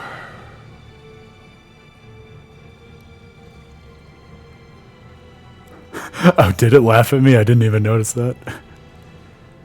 Like a taunt, or when we killed it? What was the context of the laugh? That makes all the difference. Why are there so many squid? That's just excessive. Oh, there's a chest over there, though. I want that chest. The last one had an elixir in it. Well, if we just have to fight one group of 5, I can live with that.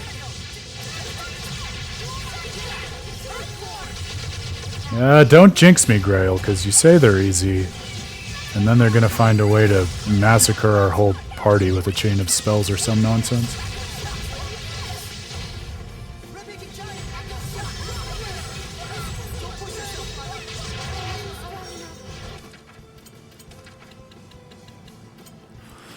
Glad I restocked on items. Yeah, that's true. Any group of enemies with a scrap toss hitbox is manageable.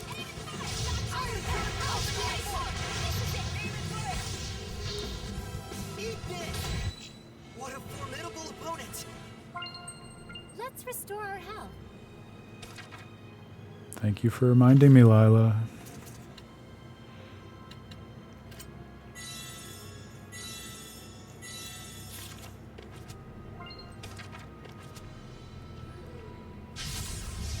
Cannot avoid you. Battle.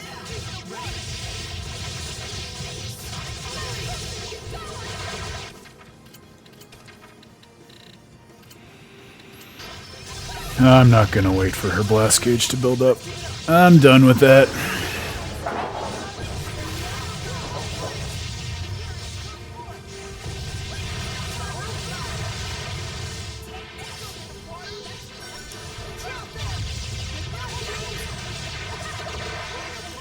Oh, Guffaw? This, like the snake leg monster, Grail? Is that what you were talking about with laughing at us?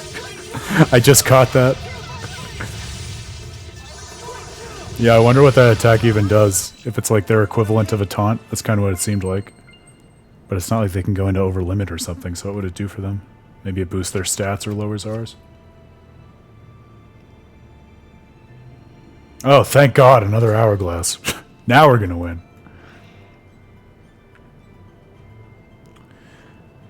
It's funny you say that about the characters calling out Grail, because it was something I hadn't paid attention to it in a while in Zestiria, and then when I started playing Vesperia, I really found myself missing it today in a way I hadn't realized, where I just like, the party was wandering around a town or a dungeon or something, and I just had this thought after a while, like, oh, the party hasn't really talked to each other in a minute. That's kind of weird.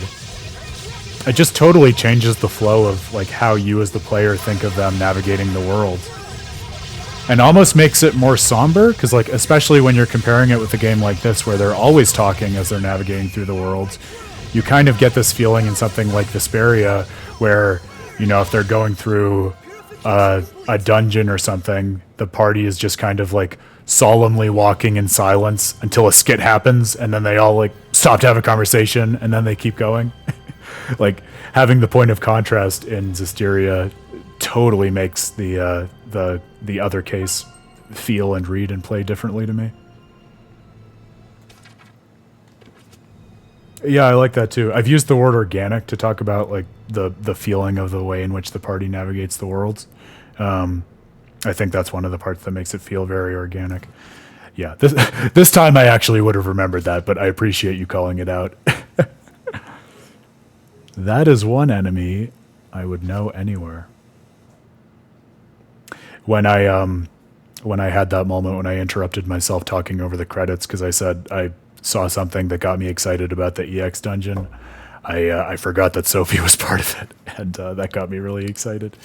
If anything, it almost gave me a little itch to already plan to maybe do Graces after Berseria, because I have been probably missing that one since the first time that I played it, if I'm being honest.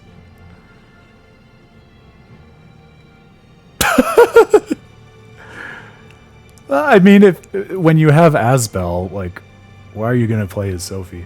Also, I mean, we don't need to get into a whole conversation about Tales of Graces, especially since it's not yet part of Tales of Praxis at all, but I feel like Graces even sets itself up for that in a way that is, like, cooler and more thoughtful than a lot of games, where, like, part of what makes Sophie feel like even more of an outsider is the fact that she's, like, following along and clearly very capable, but most players don't default to playing as her. So I feel like that's a nice example where sort of gameplay tendencies mirror and reinforce the theming of the game. But I'm also such a sucker for Graces. I love that game. Oh, I thought she was going to talk with us before the battle. Well, that bums me out, especially because now I have to get a preemptive attack on a character I love. If I can. There it is. Did it go through? Hell yeah, it did. All right, I'll take it. Sophie, please don't massacre us. She's level 100? And here I was thinking level 99 was the top in this game. I should be so lucky. Well, let's see if we can get through it without an all divide, and then we might have to pop one really quickly. Girl, how did she get in? Be careful. She can sense us, and she's no pushover either. Yeah, don't judge a girl by how she looks. Speaking from experience, huh? I would be insulted if she weren't stronger than the Dark Turtlez, so at least the game got that right, Grail. There you go, see? The continuity is preserved.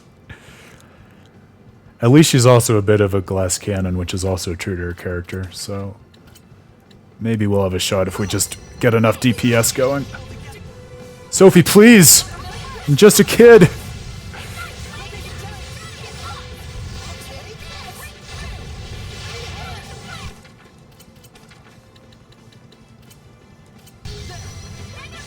I know I've said this a million times, but especially now that I'm working through Vesperia at the same time, hate that you can't heal a character in this game when they have a status ailment and you have to deal with the status ailment first. That has bitten me more than a couple times.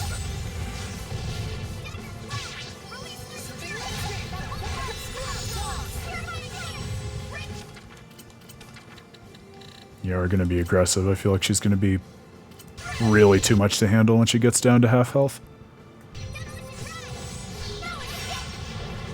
Oh, please don't kill Rose. Please don't kill Rose.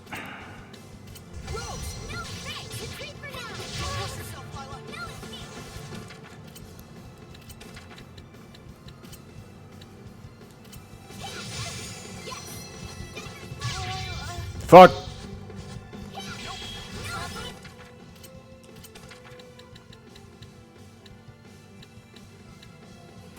See, this is a good example, I think, of the patience we were talking about, Grail, because I feel like half of managing, like, really hard post-game boss fights in a Tales game is just having the patience to pause and go through menus and think about, like, okay, what is the next thing I'm going to do next?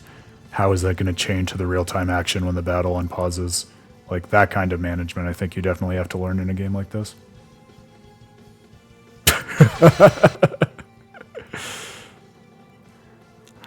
I mean, you said it best in that clip you made last time. Rose is cursed. Like, that's the beginning and end of it. I don't think we have the power to overcome that curse, Grail. But we can try, damn it.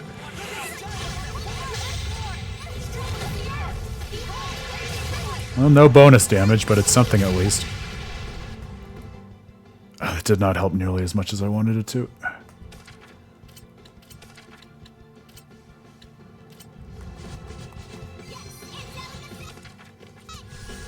Fuck!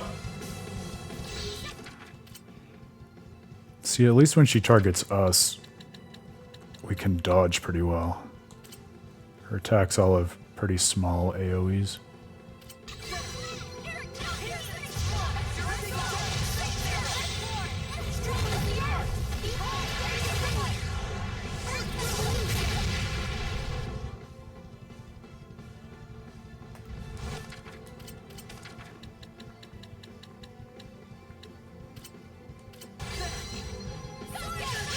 Oh no! I knew that was coming.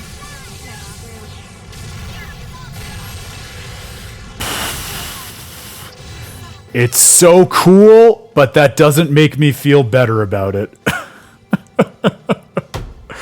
It makes me feel a little bit better about it, but not much. Fuck. Okay. Can we armatize? Oh, we can't even armatize. Okay. I should have kept Edna and revived her. That would have been the play. Fuck. Okay.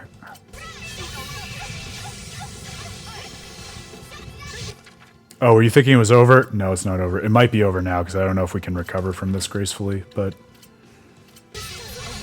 we have a shot, technically speaking.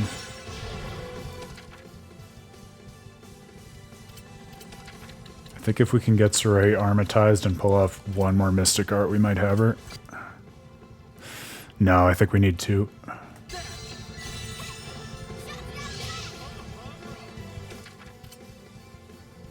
Okay. I think I want to heal Rose, then armatize with Zavid, and then we might have a shot.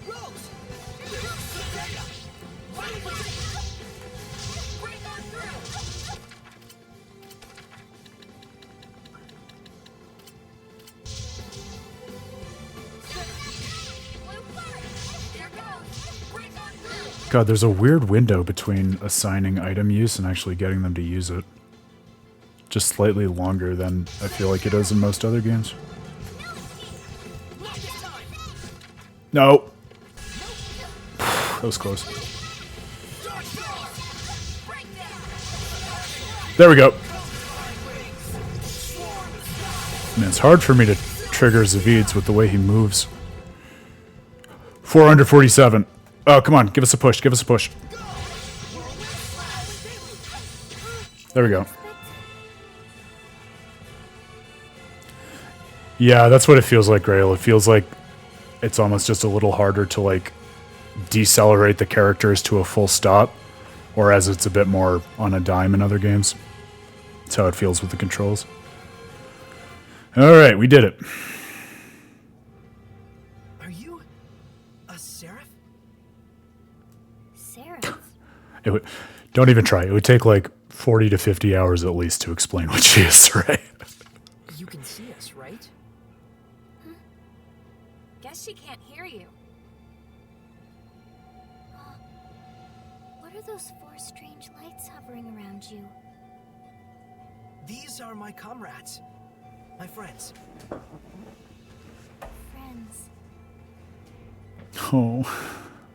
I shouldn't have called them strange. It's okay. And you are? I'm Sophie Lhant. Sophie, why did you attack us like that? There must be some reason, right? An unknown power is distorting the dimensions. There will be no way out, unless you cut its power source. Is that? My uncle told me that. He's a phonist. We have to find it. The invisible source of all this power. What a weirdo. Yeah. It's like she was trying to sense out our existence as well as Hellions. Her heart must be so innocent and pure. And maybe even has superhuman powers or something. But we don't have phonons in this Look like world. a bad person. Some of us are low on health.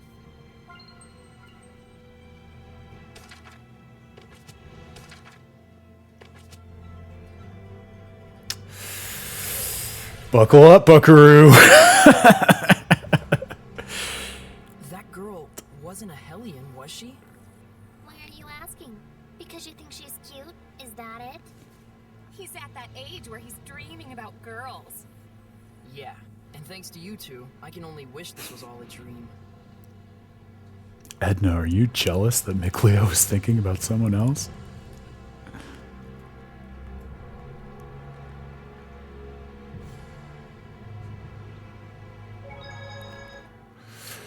Oh, there's only one phonist who'd be worth talking about in a place like this.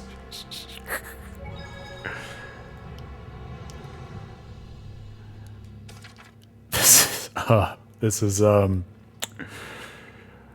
Grail, the deep lore is that Zestiria's world is from the bad outcome where Van actually succeeds in recreating Hod, but then goes on to create an entire new universe. See, it's all connected. If you wave your hands and say so. The problem is, I'm so terminally buried in these games that yes, I could imagine. I don't feel good about that, but yes, I could. Yeah, it's real and fact-based.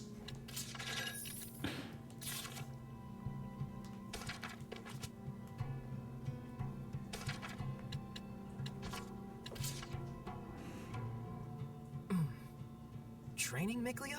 Training? What do you mean? Never mind. But what a long way we've come. I never could have imagined it when we first started out. Do you remember that time when we first left Elysia? Of course. How could I forget how the world sparkled back then? I wonder how it would look to us now. Me too. Why don't we go back to Elysia and take a look? Yeah, let's go.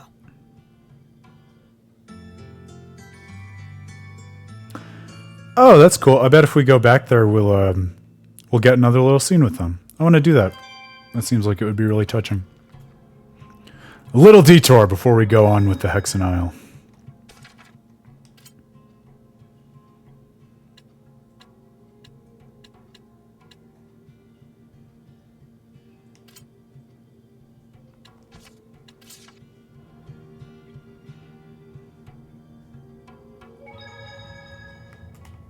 Yeah. All right.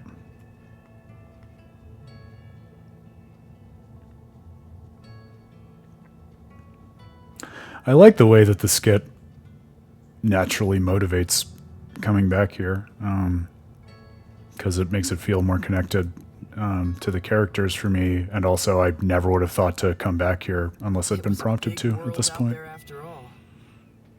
But don't you think it's still too early to say that?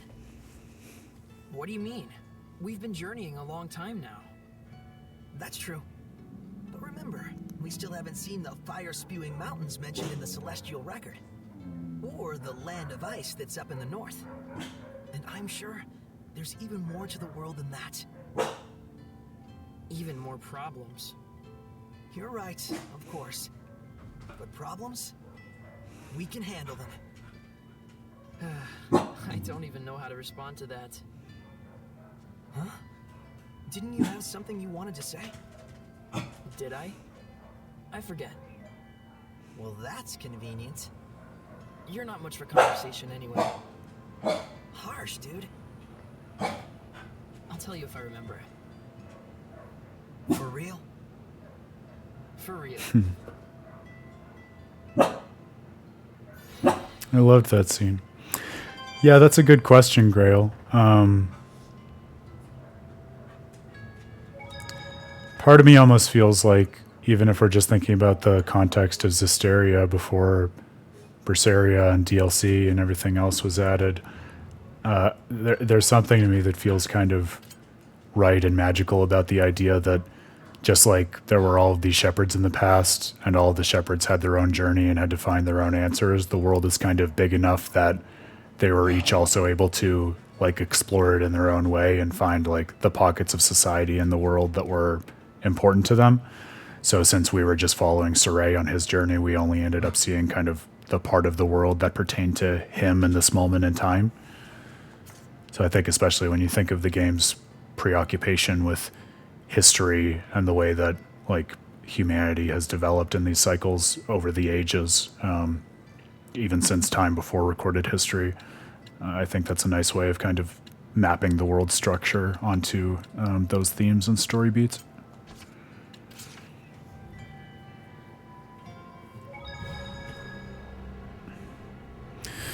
The dog says hi also. Since she decided to bark and announce herself to the stream, I'm going to briefly put her on camera so she can explain herself. She likes to hang out on the couch.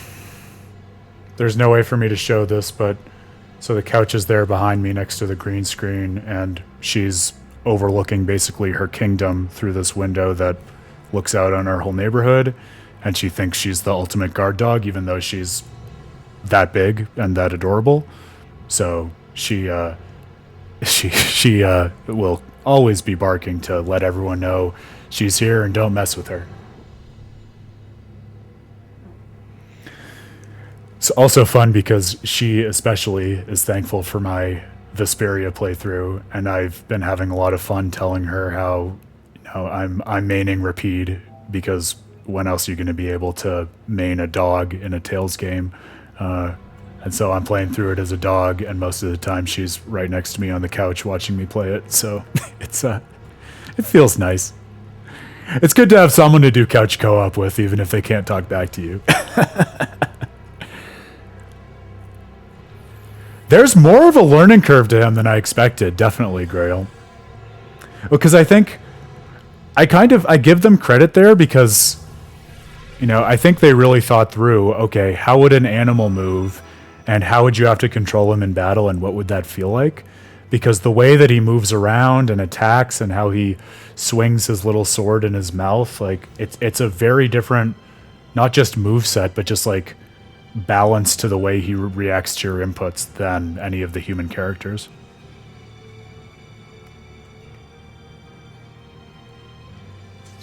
Oh, there we go.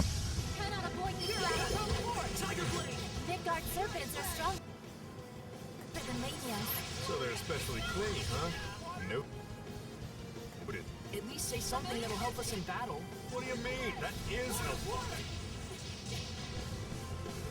Vermilion? Let's on time.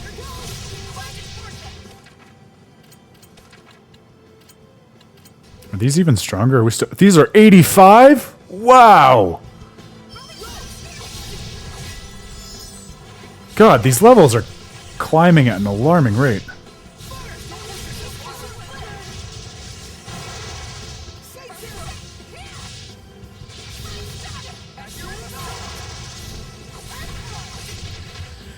Yeah, Dragoons are always fun. No argument from me there. I decided, especially now that I'm a dog dad, like I said, I really wanted this Vesperia playthrough to be maining Rapide, and then it doesn't make sense to me not to include Yuri in the party for gameplay and story reasons. And then I always want my caster and healer, so I've been going with Yuri, Rapide, Rita, and Estelle, which has, maybe a little bit of a boring party layout, but nice synergy. Yeah, well, I appreciate you saying that, Grail. It could definitely be going worse, as we know. It doesn't mean it couldn't be going better, but it could definitely be going worse.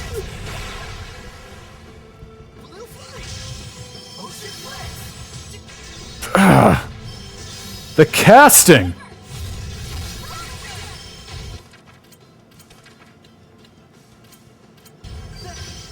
If there were an efficient way to silence enemies, I would definitely be using it. My guess is that's one of the many skills, or bonus skills, or things that I don't understand about the nuances of the system, but I would like to be able to shut up their casting.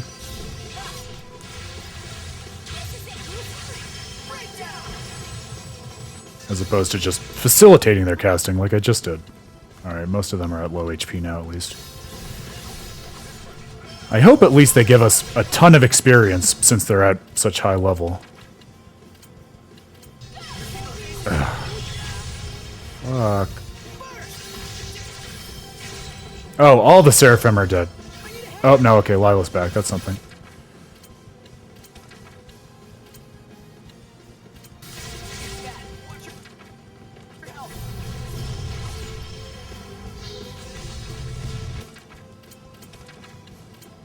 Oh, I'm watching it, McLeo. I'm watching it go down.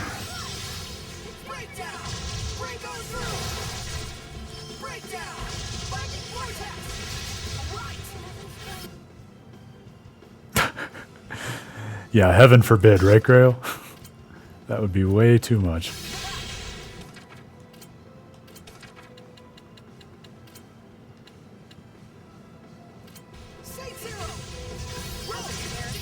Come on. Fuck! Just let me get a Mystic Art off. There we go.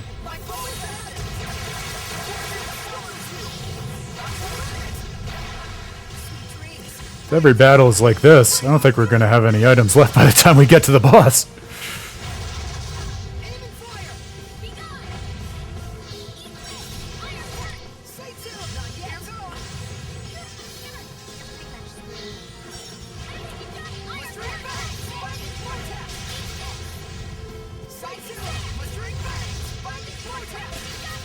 And now finally, when it's 2-on-1, it starts to feel manageable, at least.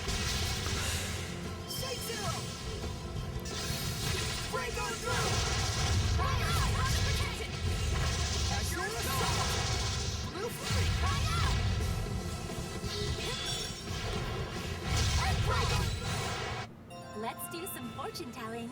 Please pick one. Alrighty. Nickleo and Edna will have excellent luck. Wait, what about me?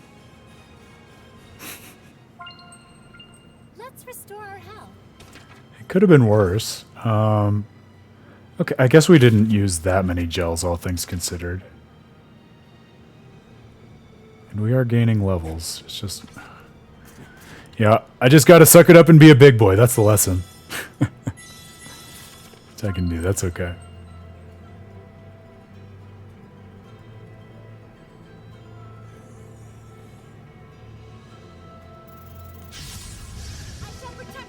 So Grail, while I have the pleasure of your company and I'm thinking about this panel that Dan and I are going to give, and knowing how into JRPGs you are, now one of the things that we'll probably be talking about in the panel in one way or another is kind of how to define what a JRPG even is and what kind of characteristics JRPGs typically have. So I'll ask you, I mean, I have some of my own thoughts on it. I'm still thinking about it, but if someone, especially someone who is like a gamer but hasn't played JRPGs, asks you like, can you tell me what a JRPG is? Like, what should I expect? What would you tell them? What would the things that you would like call out about what the typical JRPG looks like?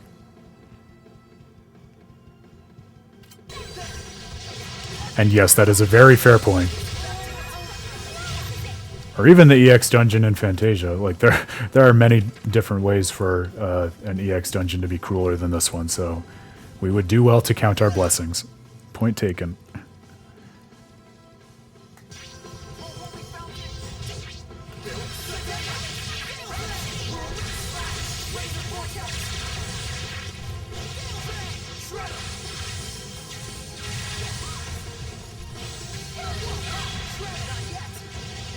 These scorpions seem more manageable, at least. Especially since there are only 3 of them.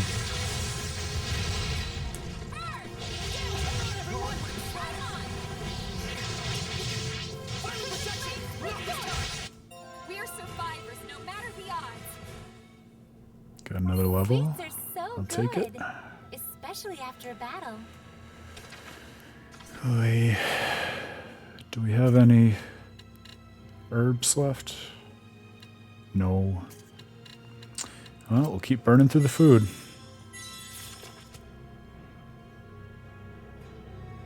This feels like a mimic. Nope. Just an attachment. Mimic probably would have been more useful if I'm being honest.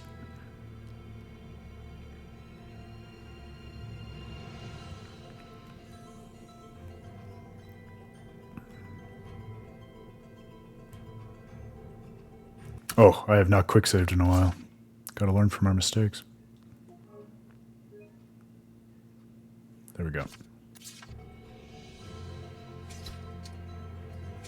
Oh, come on. Wish his sword weren't so short! There we go. The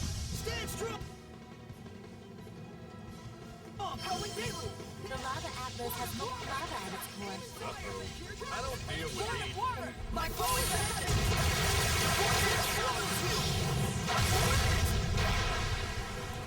A game with a focus on both a complex story and complex gameplay, usually more lighthearted than their Western counterpart, but have darker, deeper undertones. I like that, Grail. I think that's a really interesting description that covers a lot of ground, but very succinctly. Yeah, I like that. Yeah, so when you say like usually more lighthearted but with darker undertones, do you mean like kind of like we've been talking about with the tone of Zestiria, how on the surface it seems kind of very fun, almost happy-go-lucky and humorous, but like under that, when you start to think about like the content of the story and what the characters are actually going through, it's kind of darker or more serious and adult than it might initially appear. Is that what you mean?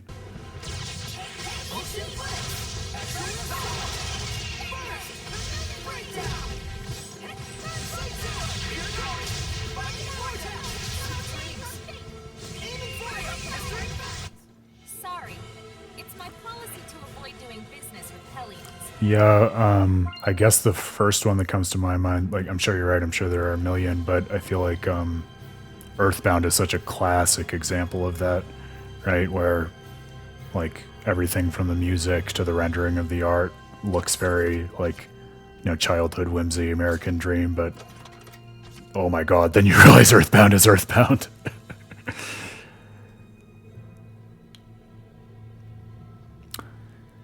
It's interesting to me. I really like your definition, and yeah, even Pokemon. That's a great point. I'll have to pass that on to Dan. I'm sure he would absolutely agree with that, especially from some of the conversations we've had, even in terms of like what he's been thinking through with the meaning of Scarlet and Violet and Arceus, stuff like that. Oh, we're going up here. That's why that confused me. What I was going to say was I think one of the like really interesting and kind of cool things about your definition too is I feel like a lot of people would default to saying that JRPGs are really long. And so I kind of like that your definition says a lot about JRPGs without saying like, yeah, and they're almost always going to be like 60 to 100 hours. So I feel like too many people like they feel like that's a barrier to entry, that they have to invest that much time. And that kind of prevents many people who would enjoy JRPGs from taking the plunge and trying them and actually seeing what it is they have to say and how they say it. I don't want to deal with a dangerous encounter with level 85 enemies. Oh my god, and the escape bar is so slow, which makes me feel like it's just really shaming me for it.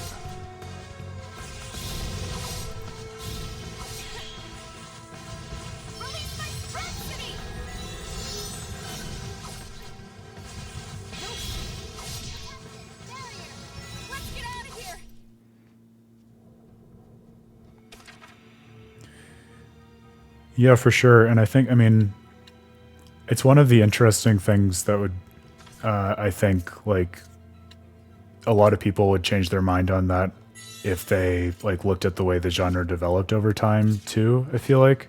In the sense that, you know, if you go back and play, like, the early Final Fantasy games, say, versus what Square Enix puts out now, both within and outside of the Final Fantasy franchise, I mean, I think many games used to be shorter, and kind of over time, as, you know, games have increased in price point and people have expected, you know, more hours and just getting kind of more playtime out of the games, JRPGs especially have sort of increased in total size and scope accordingly.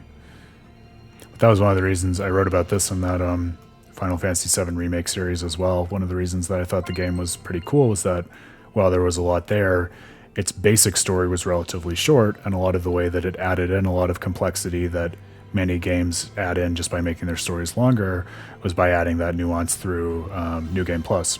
Actually not totally dissimilar to what the Tales games do. A lot of them use New Game Plus as a way of extending the game too. So that then, you know, if you want to just engage with the story and think about it and just do one playthrough, it's not that long, relatively speaking, of a time commitment, but the game also has tons of further depths that you can explore if you go back to it and go through all the nooks and crannies that you didn't the first time, or do the stuff that only becomes available in New Game Plus and everything like that. Yeah, there's a bunch of stuff that makes escaping quicker, but see, here's the thing. I never prioritize that because I feel like I'm prematurely conceding the battle if I equip stuff that makes it easier to escape. Maybe for the EX dungeon I should, but look, we're this far in at this point. I don't want to. I don't know which enemy to prioritize. I'm gonna go with the golem.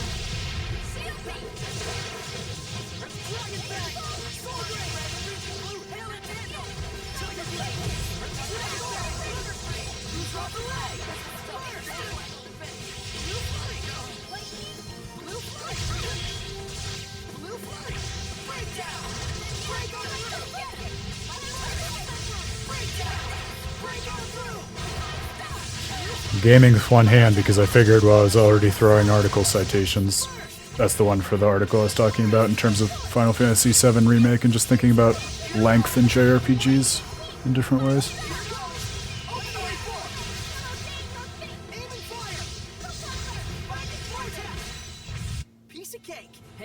Oh, that worked out.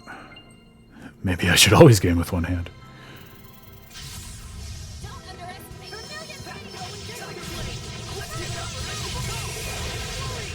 Yeah, it's a good idea. I'll do it after this battle. We haven't checked in a while, so we probably did get some cool stuff that might be useful for the EX dungeon. I think I stopped looking once I got the 3 tiers of guard enhancements.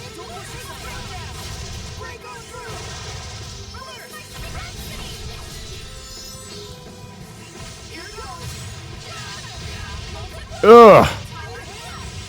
Juggle us on stalagmites, why don't you? Fuck. Good.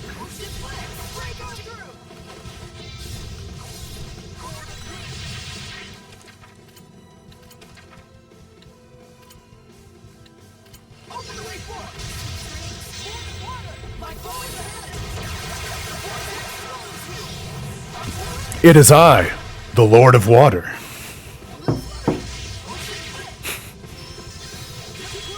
And that is the one dad joke you're gonna get on this stream. Now we'll see, I shouldn't promise that.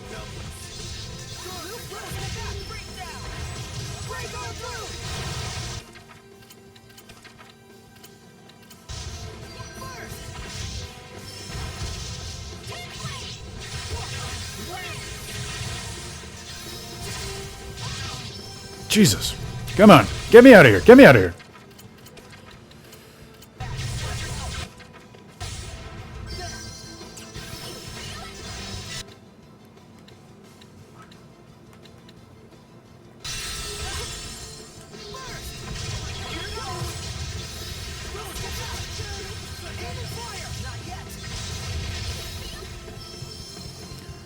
There's like less than a second in between their various casts.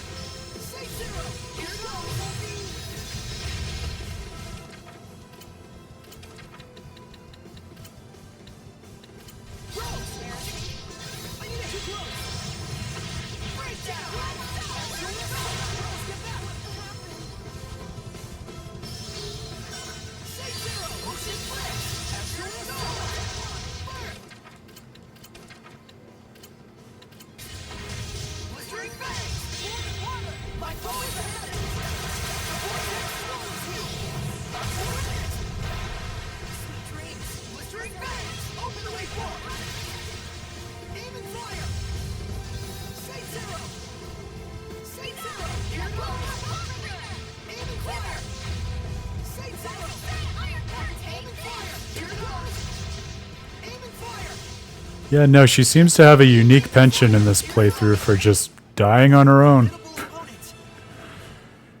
Just crumpling in a heap.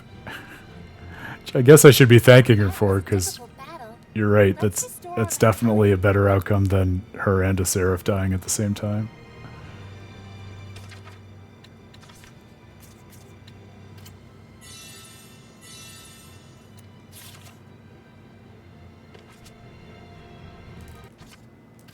That's not what I meant. Ugh, Butterfingers.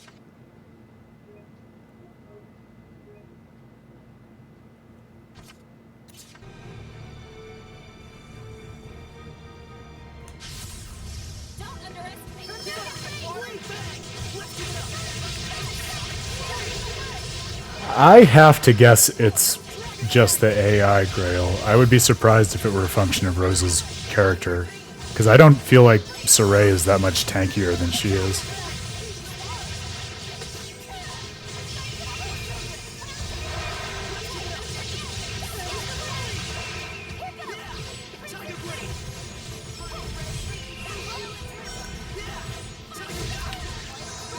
Oh yeah, what I mean is, maybe I wasn't clear. I'm thinking, like, if we were to reverse which character I was controlling, like if I were controlling Rose, I think Rose would not die as much because I would be the one controlling her, but then Saray would be dying just as much as Rose because the AI would be the one getting him in all sorts of messed up situations. It may also be the case just that it's not solely the AI, but also the fact that, like we were talking about earlier, the player prioritizes, like, the health and stats of whatever character she's playing as. And so, like, I feel like half the time in battle, the reason that Rose falls behind and ends up dead is just because I'm not watching her as closely as I'm watching Saray, and so she'll end up in a worse position with, like, very little health left, whereas had Saray started to lose health, I would have healed him sooner.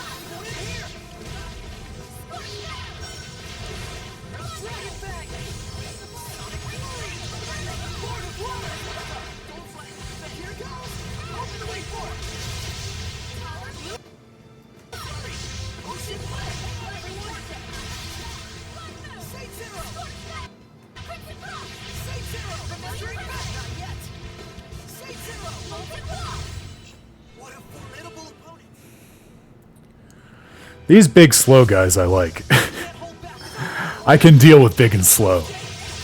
And non-casting, crucially.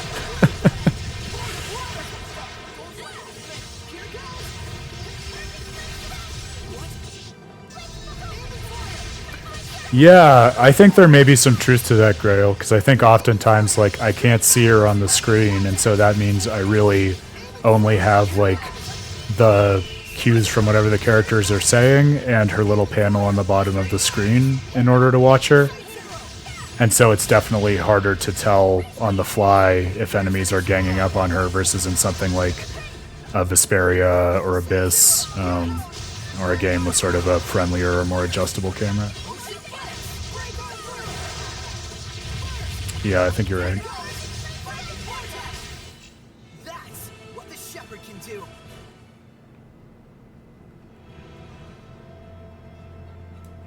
Yeah, like if my casters start getting ganged up on the sidelines in Vesperia, like, I'm going to see that. I'm going to know to deal with it.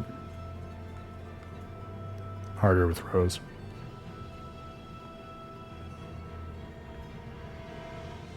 Also harder in Zestiria, I think, for the reason that we were talking about a little earlier, where there aren't Ragnarok.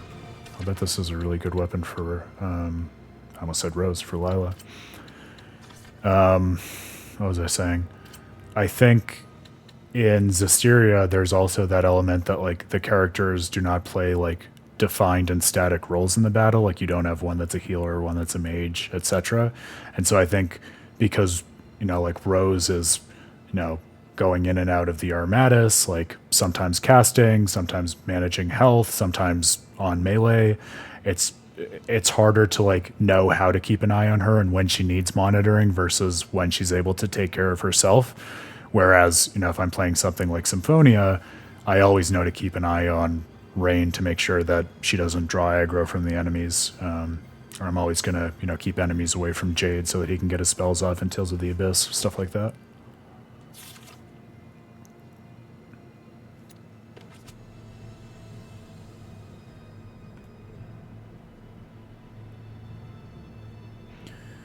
Yeah, I'm excited to replay Graces. My memory of it is not super, but from what I do remember, it was sort of like this interesting middle ground where you could tell in terms of the overall design of the series, they were starting to lean into a lot of these changes and different styles that you see in the later games, but they hadn't like fully implemented them yet. And so I feel like, at least to me, part of why I enjoyed Graces was that it felt like something new and different, but was also familiar enough that I could manage its gameplay and world and everything in ways that were very similar to the games that had come before it.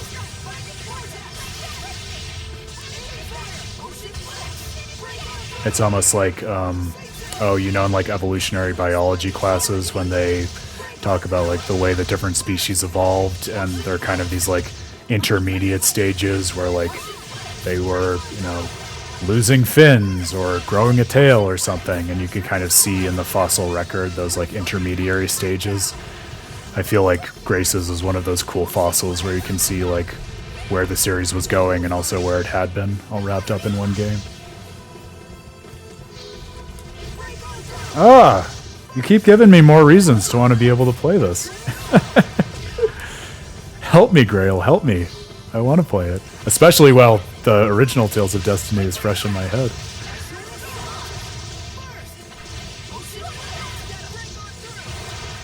Nice job, Nickleo. You've been slacking off, haven't you?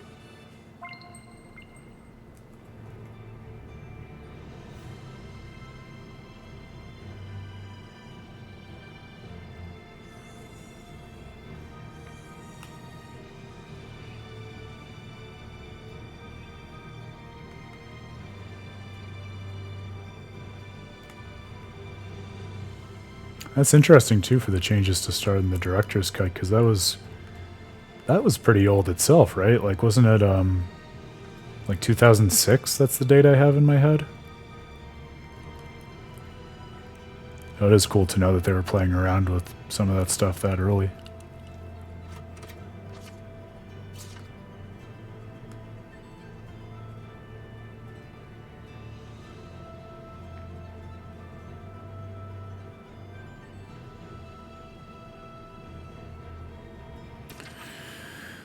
Alright, party's healthy. Let's see how our item situation is.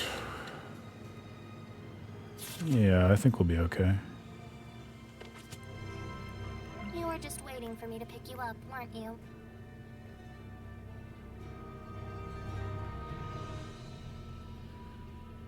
I'm gonna hope it's a random Hellion boss down here. Not really ready for... Yep. Well, okay. Maybe I would have done better with a human-type boss like Sophie. But maybe his bark is worse than his bite.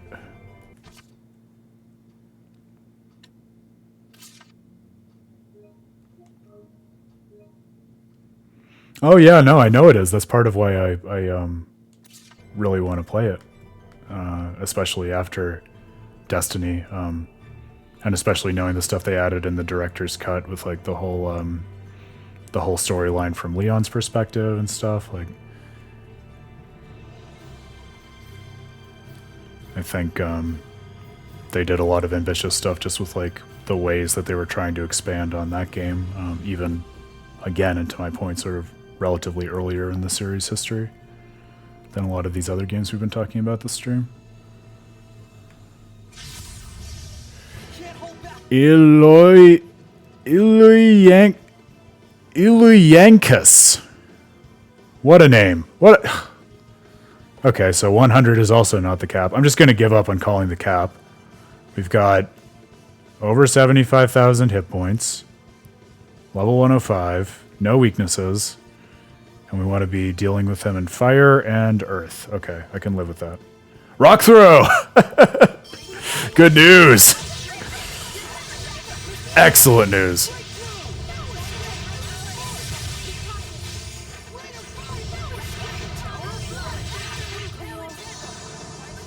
And Rose is already dead. And she's back.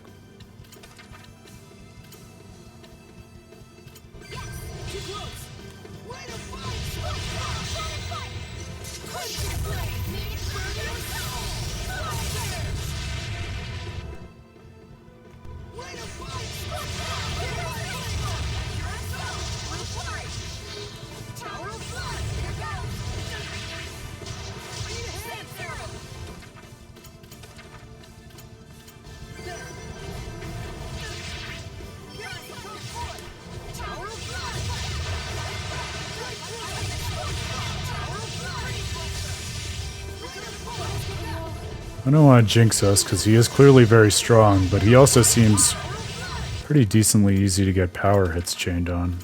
So maybe it won't be that hard.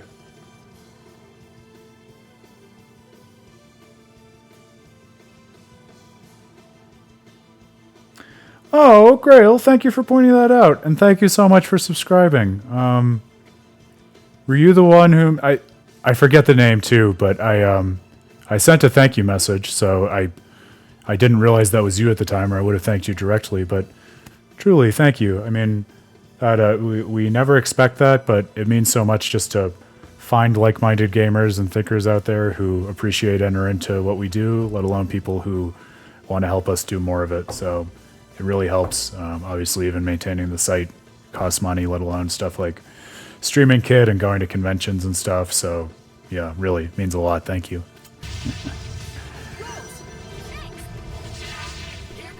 I will say I have historically been a very bad creator in terms of generating a lot of like regular and unique content on the Patreon.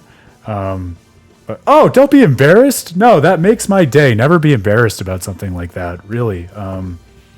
Seriously, I'm sure it's the same way for all the creators who are on there, but there's nothing better than knowing that someone cared enough about your work to actually support it in that way, especially for something that's so passion driven, like with A Terrible Fate. So really, don't be embarrassed, and thank you. I mean it. And like I was going to say, really bad with like the exclusive content shared through Patreon, but if there's ever like anything you'd be interested in or behind the scenes stuff that like you'd think it would be cool to see on Patreon, like let me know. Always happy to oblige and listen to feedback, especially from fans who care enough to contribute. So thank you, seriously. You just made my day, dude. Thank you.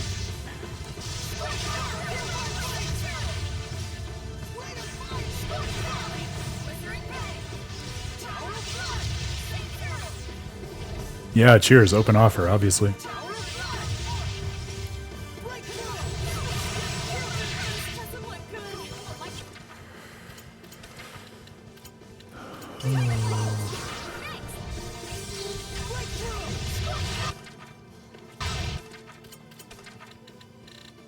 I want to drop a Mystic Guard on him.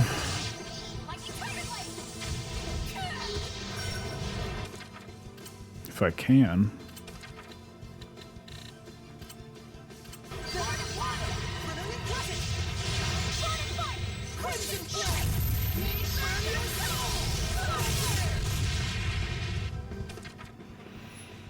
Oh, you're giving me mythology background? It's like you know me.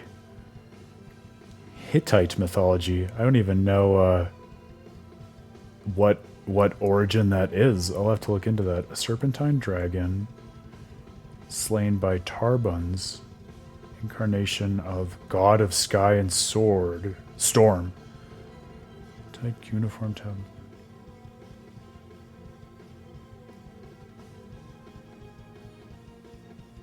Wow, that is so interesting. See, like, the amount of thought and care put into every aspect of this. Thank you for not only sharing this with me, but probably inspiring me to go back and look at every single boss name and do at least a Google search for it to see where it comes from. It's like, see, I feel like over the course of streams like this, we plumb the depths of these games so much and tease out so many layers of meaning, and they're just the gift that keeps on giving, because no matter how far you deep and how dig you deep and how many connections you make, there's always going to be more there. Cheers. Thank you for sharing that. Yeah, enjoy your dinner. We're supposed to be done in 30 minutes. I'll see how this is going, the progress through the EX dungeon. We may still be here if you want to come back. No pressure. My guess is that our post-game stuff may very well bleed into Friday, which is just fine. But yeah, as always, thanks for hanging out, Grail. It's a pleasure. Love talking about this stuff with you. Nothing better than a fellow Tales obsessive who also obsesses over the storytelling of video games. A kindred spirit in every sense.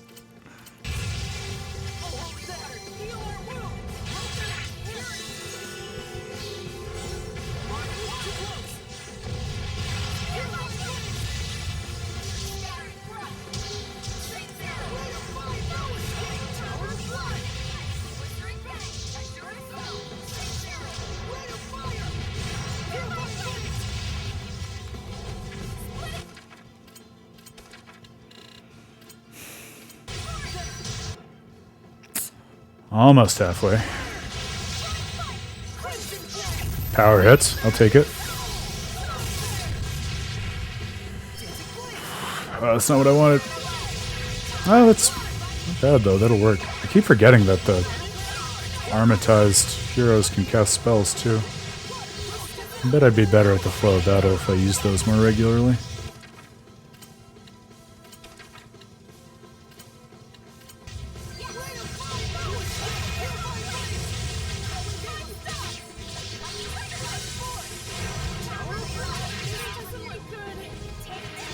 No, it does not look good. I think Rose is a lost cause, but we can heal ourselves. Nope! Ugh! Misclick. Well, I think that still ended up saving her some hit points. God, we are chopping through those gels.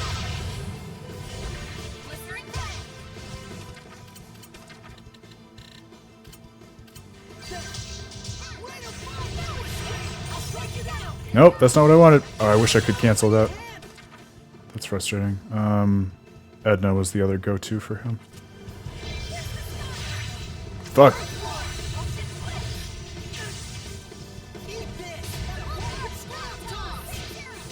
Well, at least he's in Scrap Toss's hitbox.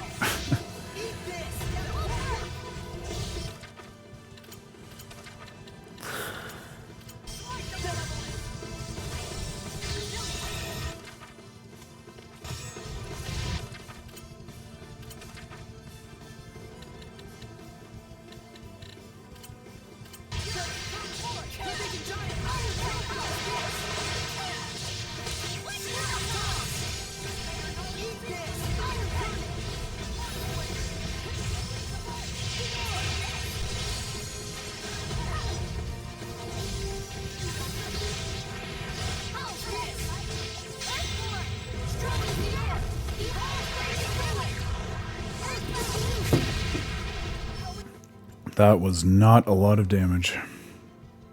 I'm a little concerned. Maybe we can switch back to Lila and Saray once Lila's back. Looks like she's working on recharging in the wings. The punches are actually pretty useful when they land. I just feel like that brings us way too close to him for comfort, even compared with the sword of Saray and Lila.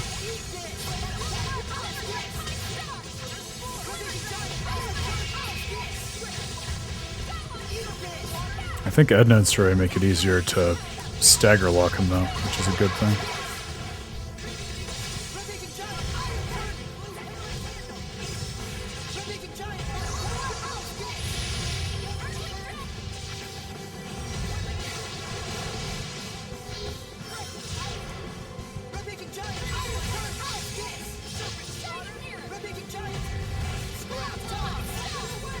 Oh, I forgot to check what battle actions we have. I'll have to check that after this battle.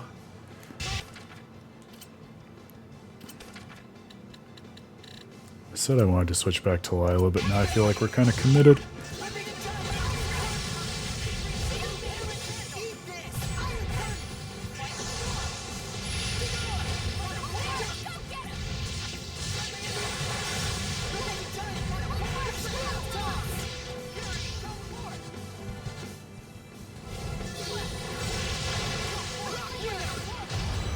Death by 1,000 cuts.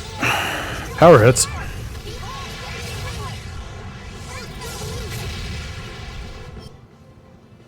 I just feel like Lila's Mystic Arc deals a lot more damage for some reason. Lila and Saray's Armatized one, I mean.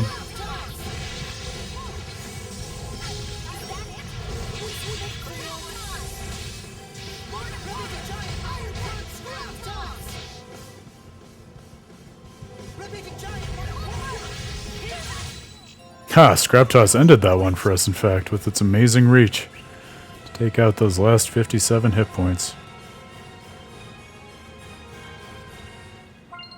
And plenty of goodies for winning, at least.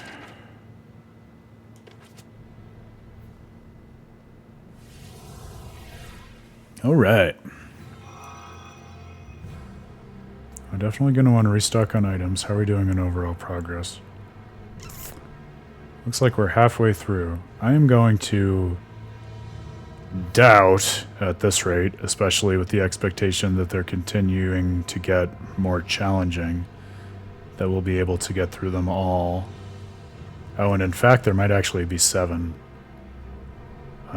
Because I was reading the one on that little middle bridge on the bottom part of the map as the Crucible, but I'm not sure whether that's a Crucible or another Calix. So I'm going to guess we might end up saving the conclusion of this battle for, of this EX dungeon for Friday night. But we'll see how things are looking as we get around to 10 p.m. Eastern.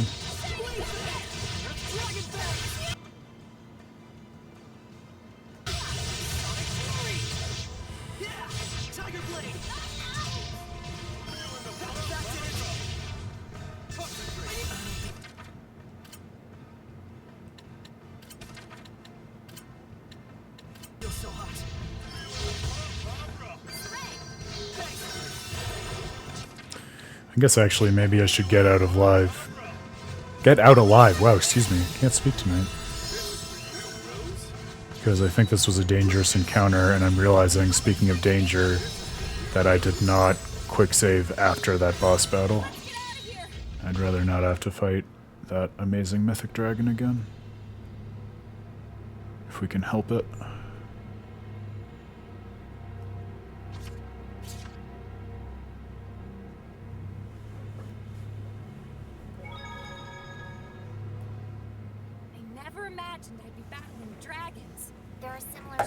Around here.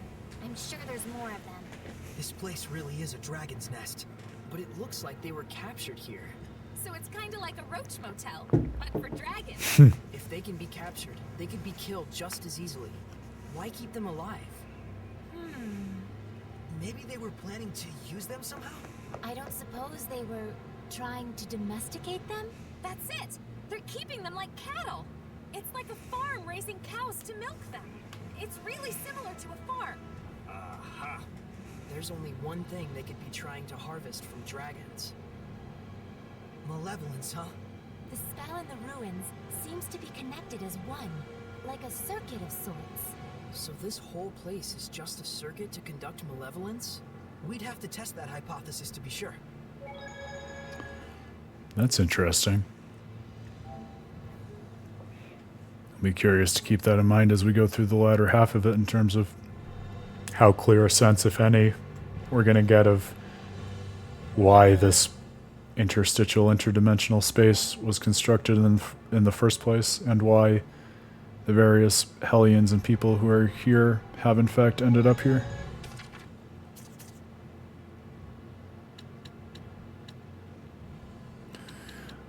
I also kind of feel, I mean, not to harp on Mikleo, but that whole line of reasoning also seemed kind of predicated on a bad inference, because it doesn't strike me that if you could trap something, you could kill it just as easily. I feel like there are lots of cases in real life and mythology and stories where exactly because you don't know how to kill something, the best you can do is just seal it away for all of time, or even maybe in this case outside of time in this kind of parallel interdimensional space.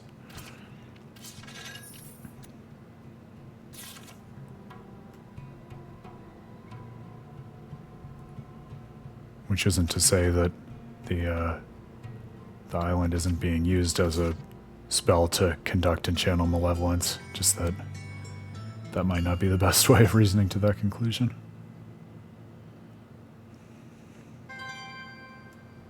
Alright. In any case, back to the malevolence conductor.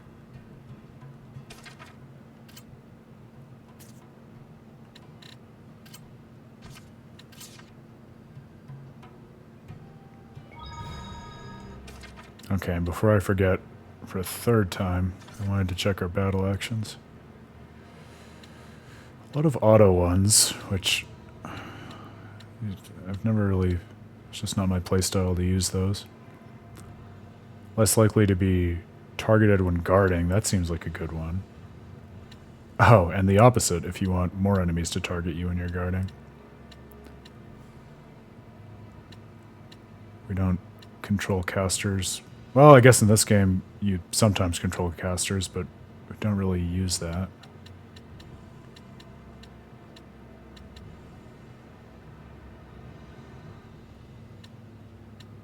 And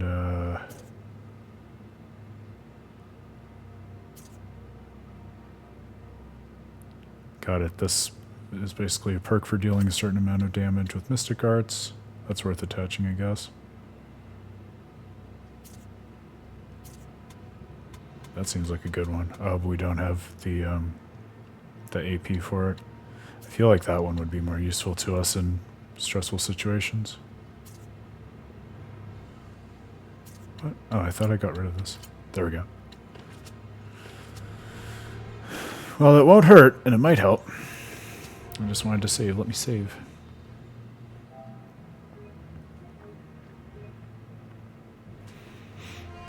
Alright, friends. Onward. Which one's next?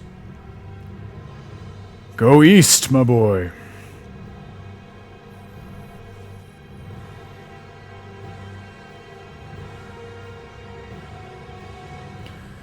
I know it makes sense, especially since the party just talked about this place as conducting and focusing malevolence, that it would have the malevolence background music. But this is such a like unique place unto itself that's so outside the context of the rest of the game. I kind of wish it had its own sort of otherworldly or detached soundtrack, as opposed to the one which I associate mostly with Heldalf. When really this place, at least as far as we know, has little to nothing to do with Heldalf the Man, nor Heldalf the Lord of Calamity.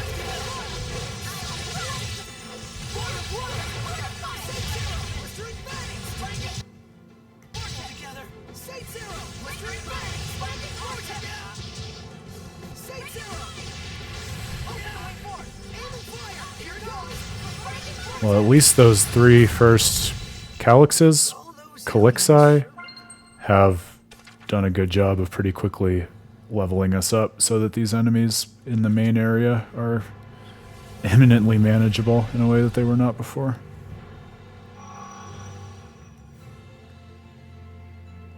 Alright, we know the drill at this point. Maybe we should eat some food just to top ourselves off before battle.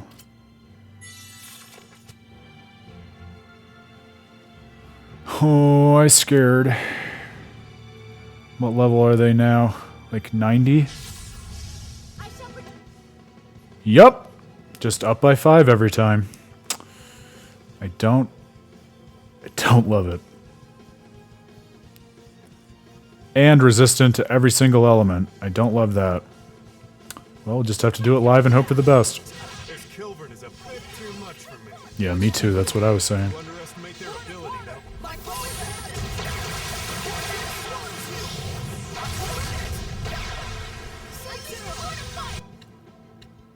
There we go. I knew it hit one of them more than the others.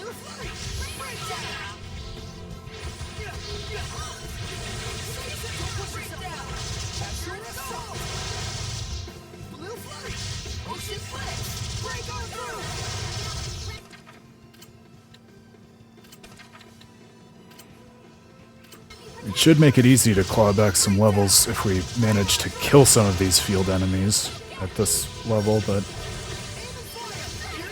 it seems like a big if at this moment. Oh, fatigue might have cleared on its own. Or someone might have healed us and I didn't notice.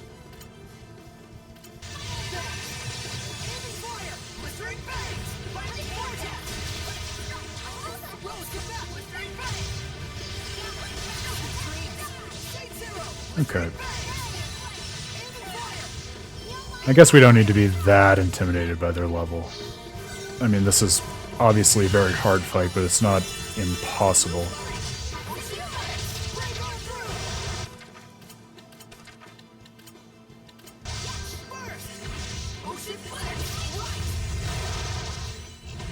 You can't just swing your sword around and win. What about swinging an umbrella around? I kind of had visions of every single party member leveling up, so disappointed that none of them did. Rosemary, good. I knew we got an herb. Good. Oh, good. Especially after a battle. Let's do a quick save.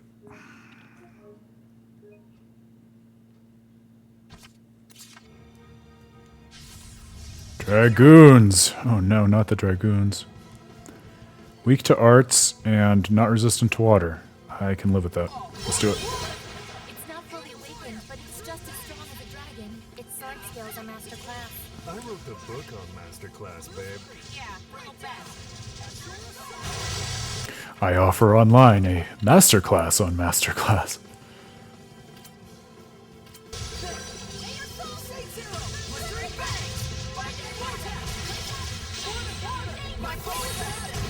When you can bunch them all up and hit them from afar with an arrow, that does seem like a pretty nice way to even the odds.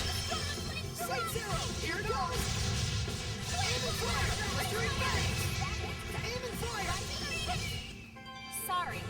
It's my promise 31 to grade. doing business with Hellions. Like that.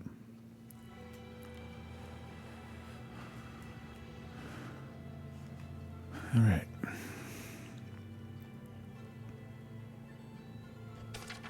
How are we for health? Perfect! Oh, now we have mixed teams.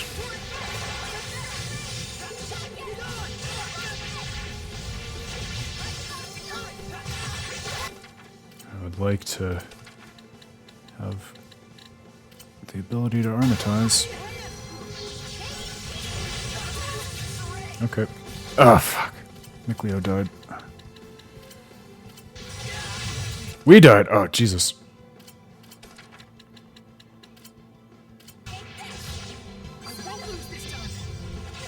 This is for you, Rose. If we can just get armatized. Come on, come on, come on! Urgh! Alright.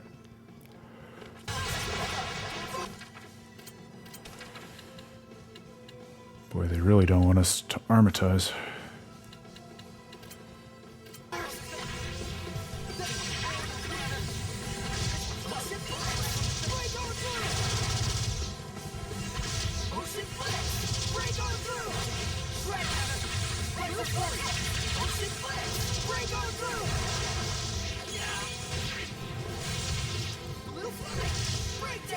Get them all in a line and just needle them until they collapse. Hey, Grail, welcome back. The grunts are level 90 now if you're keeping score.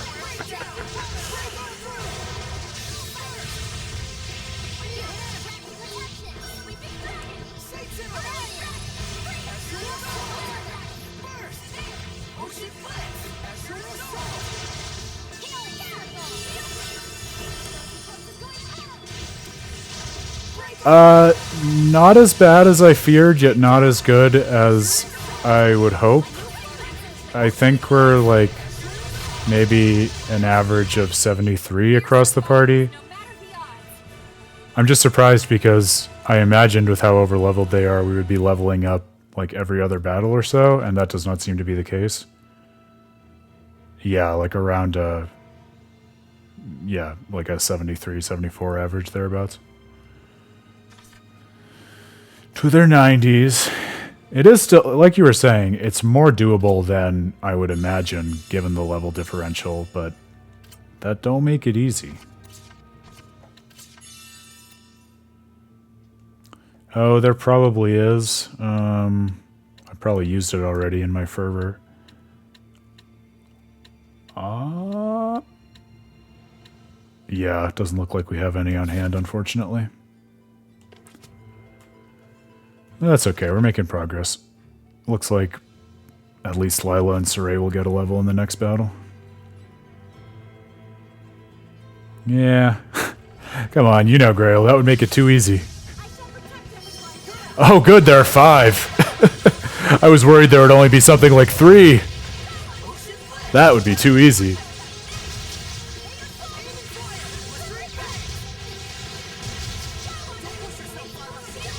The Dragoons on their own are pretty manageable. It's when they're mixed with those flying enemies that it becomes a bit of a hassle just because they're such different enemy types.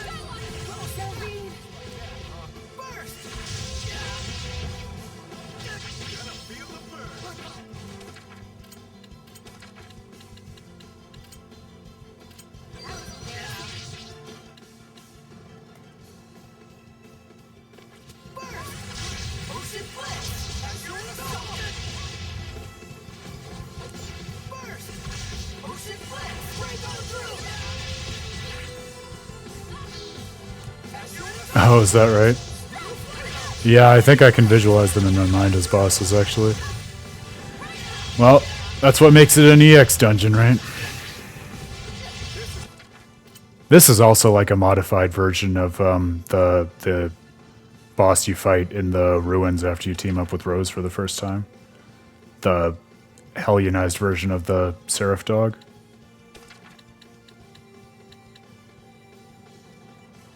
Fuck, what was I doing? Right, Panacea bottle.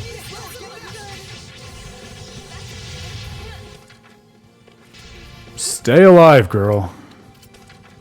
I don't ask for much from you.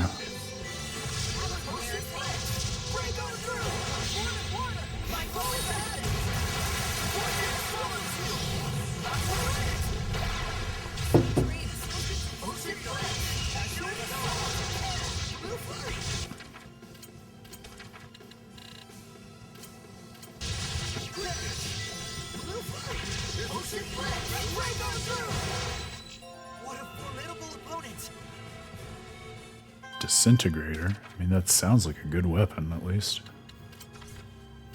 Is it a good weapon? It is! Loses a bunch of skills, but honestly, at this point, I'll take it. And I will be grateful.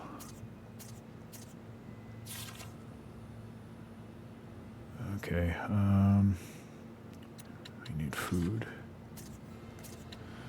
Speaking of dinner, party could use it.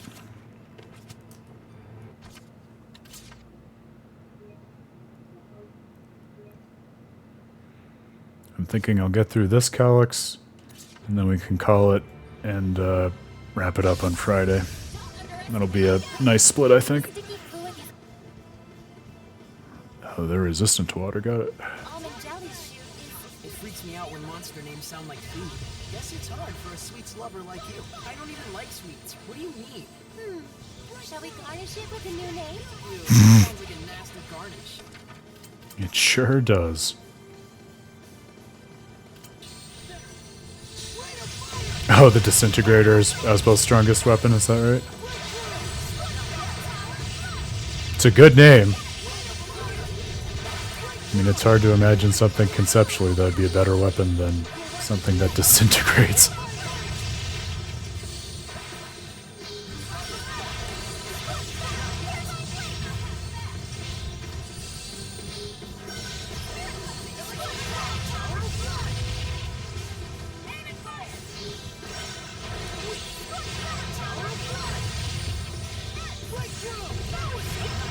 That's cool too then, and I'm sure this was, you know, not a coincidence on the game's part that in the same area where, like, Sophie has found her way to this weird interdimensional corridor, you also get access to a weapon that shares the name and perhaps even the build of Asbel's.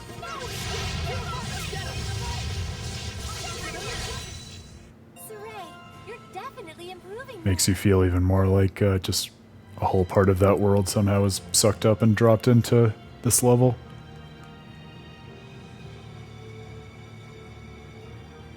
Double Dragoon. Why? Because they can. That's all there is to it.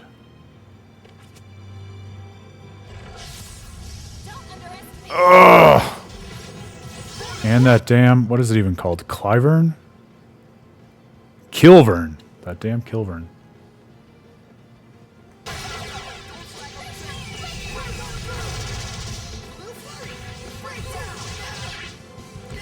Yeah, I mean, I remember Asbel mostly as, like, a very well-oiled and easy-to-use swordsman, which seems like a nice template for the shepherd as a sword user who then is able to, you know, kind of tech into all these different, very different battle skill sets through the armadas.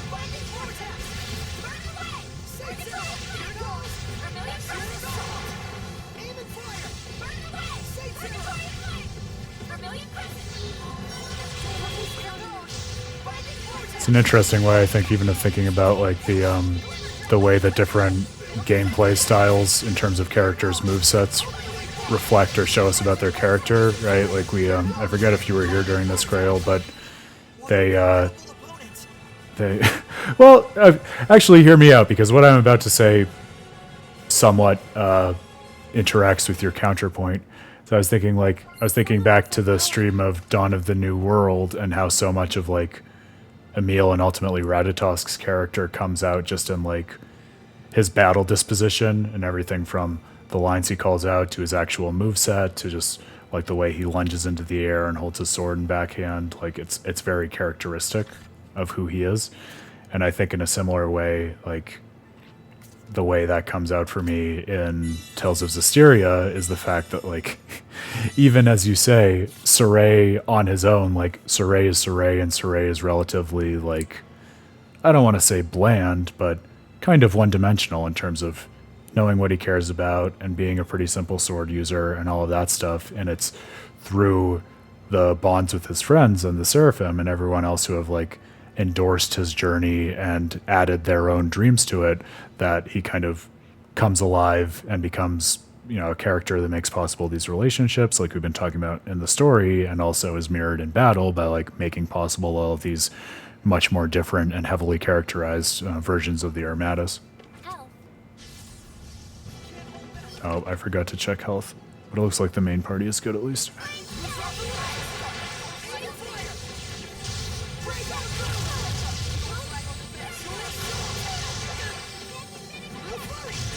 Speaking of camera angles, does anyone know what's going on in the battle right now? Just gotta close your eyes and hope it works out at some point.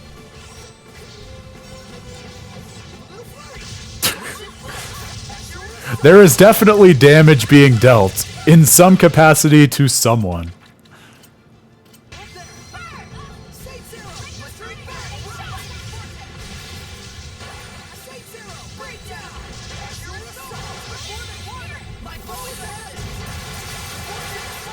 Nice. Oh, I love that.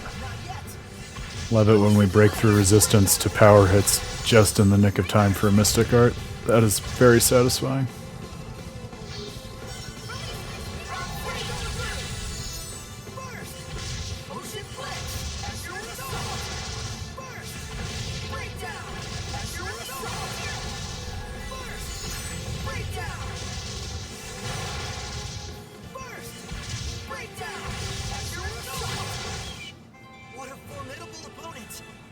Another disintegrator, baby.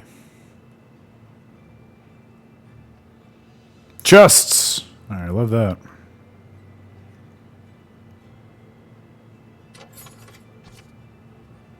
Tengu mask. Nice. And an elixir, alright. Just what I was looking for.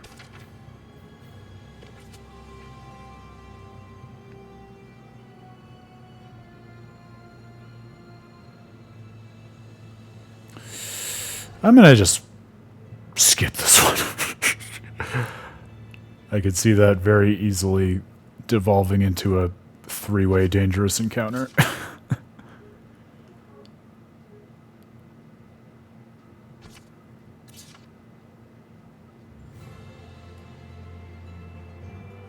Yeah, and running away, as we've seen, is much easier outside of battle than inside of it.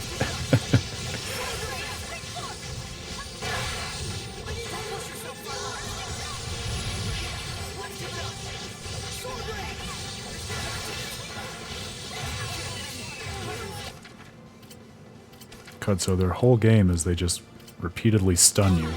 That is very annoying. Oh, Did you just refuse to take the command to use a life bottle? Thank you.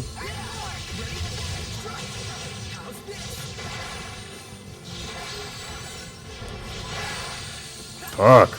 Well, at least that gave me a blast gauge.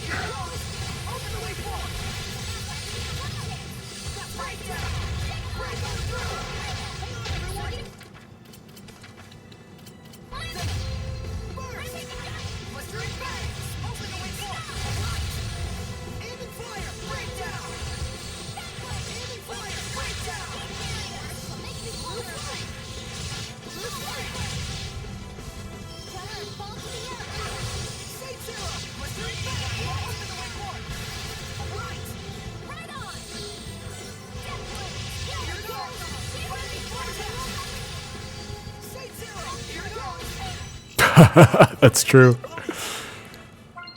That was a difficult battle. Let's restore our vitality. And I've been getting the reverse of that in Zestiria, Grail, because I have the request setting turned on so characters can ask to use items, and maybe 80% of the time I just reject their requests right out of hand. It's actually kind of funny. I forgot that they do this, but like when you reject the requests, they'll like express frustration, like, why can't I use this? I don't say I do it intentionally to torture them, but sometimes I do. I'm not going to underestimate them. I'm gonna run away. Hard to grasp, just like mist. I'm impressed. You've done your research. Oh, I just sort of guessed from their name. I'm sorta getting tired of this array.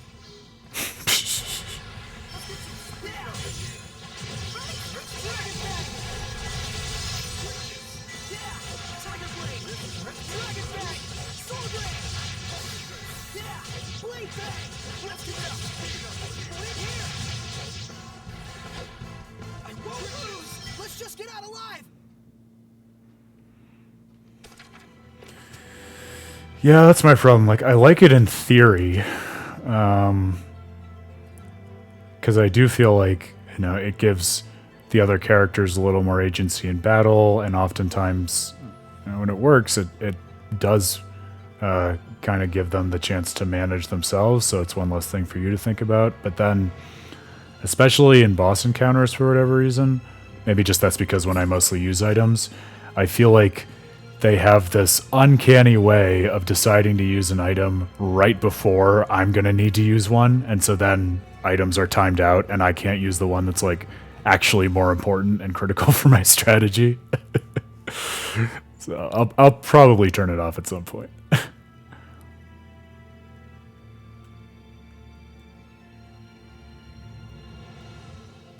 Yeah, that's true. I do also find that they they burn through my stock of items, like you're talking about, Grail. Like I'll look at the item menu in Vesperia, and suddenly like all of my orange gels are gone. Where did my orange gels go? Well, the NPC driven characters decided that they all really needed it in the middle of battle.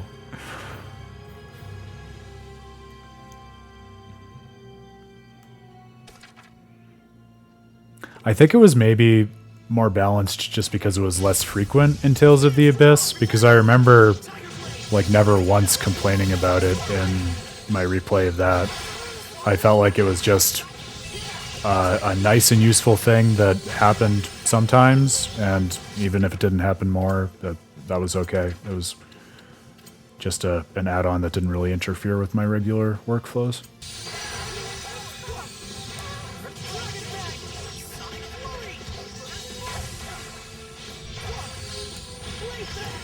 Yeah, you get so accustomed to just 15, and that's the law about how many you can have, that you really do feel like like a god among men when you're able to lift the item limit through means like that.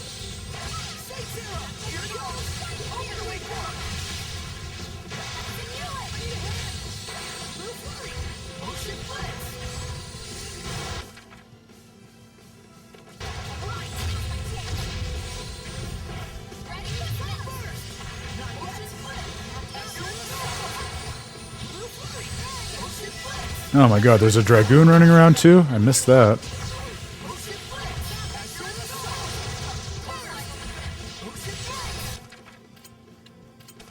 Speaking of using items.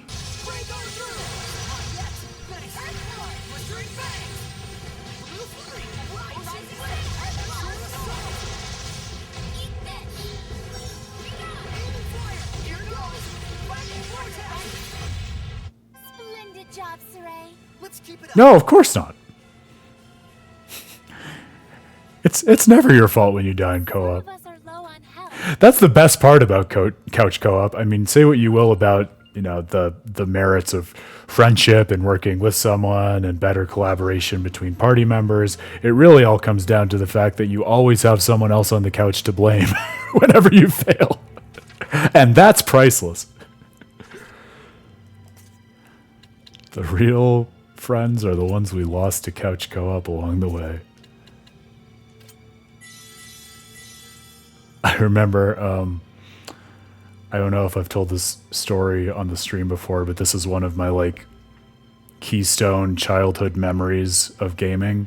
When I was, I think in middle school, like the summer before I was going into high school, I did this summer camp, and I made a lot of friends who are still my friends today, and we would all hang out in like the student lounge for this like summer camp, summer school program, and there were 4 computers in the lounge all in a row, and we loaded up like not even the original Halo, like the original Halo demo that just had like this one map. I think it was Blood Gulch. Yeah, I still remember so vividly. And we would do like LAN parties just on that, like proper couch co-op LAN parties. And the thing we always got a kick out of was when new kids would join the group and, you know, play the game for the first time. There were a lot of them who had never really played Halo before, including me, I think, back at that point in my life. And so you would let them get into the Banshee, and then you would tell them, oh, you know, you want to get an edge on your opponent if they're chasing you down, or if you're trying to get to them, you can press this button for a super power boost. And then we would just tell them to hit the button to like eject themselves from the Banshee when they were high in the air, so their chief would just plummet to the ground and kill himself. So for a while, like even going into like the high school years, we had just like as shorthand in our vernacular, oh yeah, you just gotta, you know, do a super power boost, and everyone knew what that meant. And see, it's a good kind of gaming memory that you can make through LAN parties and couch collaboration. Like I'll tell you, I have many more of those memories as a kid doing those sorts of things than I have in modern gaming, where that's harder to do. It's the special kind of diabolical that kids do to each other just when they care, right, Grail? I'm sure I say that and I remember it really fondly, and some of my friends have like talked to their therapists about it over the years. Like, yeah, I never got over how Aaron told me to do the super power boost and I just died, and why did he hate me? It's all in how you look at it, right?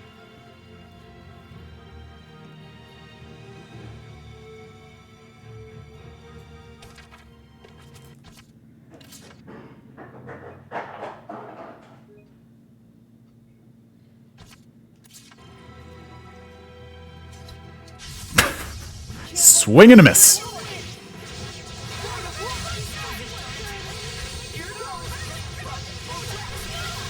I thought I checked their health going into this. Did they really get nuked that quickly?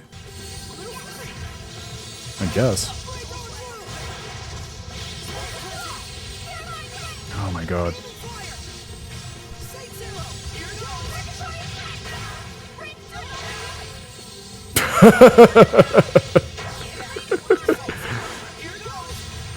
They're just so trusting.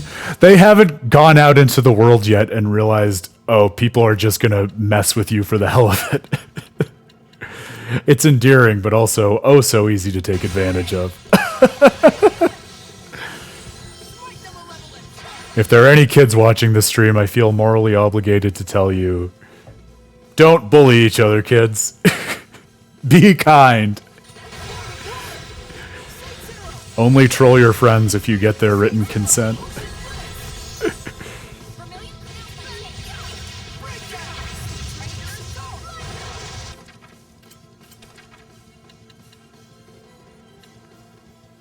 I'll tell you though, Grail. I mean, I don't want to get in a mindset of like, oh, kids these days, but it's been kind of hard for me because I'm fortunate enough now to have like several nephews and a niece, and my nephews are growing up, right? And they're like high school age now, and so they're into gaming and they watch streaming and stuff. And so when I hang out with them, I'll ask you like, oh, what are you playing? You know, what streamers are you into? And it's all just like Fortnite, PewDiePie, like FIFA, like nothing with content really. And like, don't get me wrong, I think I was just talking about the great memories I had with Halo. I think there's, you know, plenty of space for games that aren't story rich in the way that something like the Tales games are in one's life. But I don't know. When I think about the magic I had growing up and falling in love with these games that have just amazing stories and so much to say, I worry that just an unbelievable number of kids are growing up with like a totally different and I think like less engaged and actively thoughtful mindset about gaming.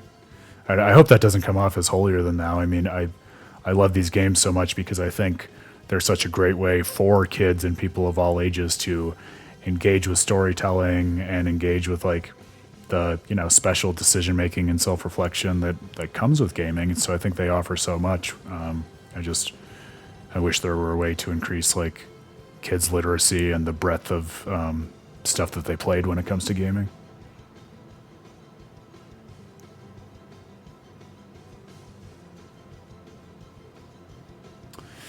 Yeah, what do you mean by that, Grail? Just because like the market is so oversaturated with other stuff?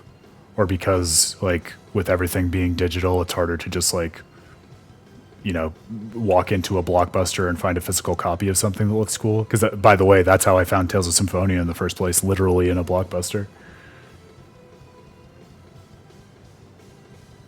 Yeah, that's a fair point. It is just a totally different culture of like how people game and how they talk about it, and maybe especially how they discover it.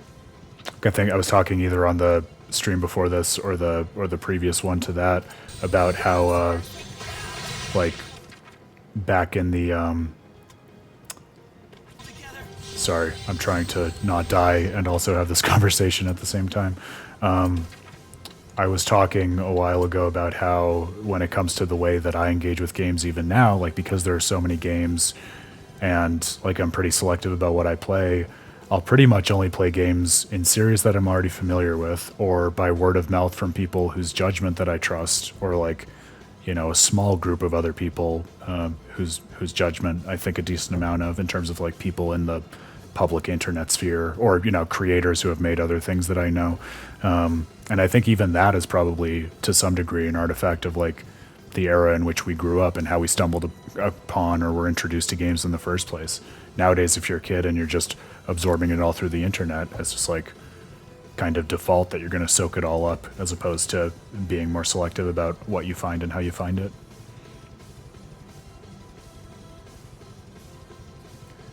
Yeah, I'm so happy you were able to have that experience. I did not, unfortunately. I had a couple of surrogate older brothers who, even just through like a couple times of my visiting and hanging out with them, they introduced me to stuff. Like, I have this vivid memory actually that I haven't thought about in a long time of like a family friend who I didn't even know that well, and the couple who was my like my parents' family friend. They had a son who was maybe like 5-7 years older than me, and he had a Nintendo 64. And actually, even before like I really understood what games were or what The Legend of Zelda was, he like showed me like the end of Ocarina of Time and the beginning of Majora's Mask. And I remember my mind being like so blown by like, wow, this crazy epic castle collapsing, and oh my god, the time stress of this game, how are you supposed to save the world in 3 days? And like, you know, little did I know they would come to play such a big role in my life. But yeah, it's really nice to have those older gamers who have, I mean, it's the same thing as a JRPG, right? Like, look at these older characters who have already lived their lives and adventures and give guidance to the next generation. It's exactly that, right? Like, I mean, I think our lives are the richest, at least for me, when they most closely emulate the stories of these games that we love so much. I don't know if that says more about me or life for these games. Maybe something about all of them, I guess. I might dip out of this battle. This seems pretty broken, if I'm being honest. It's just the fact that all these little blobs so consistently stun you. This time doesn't count. At least we're able to still run away when we're stunned. That's a saving grace.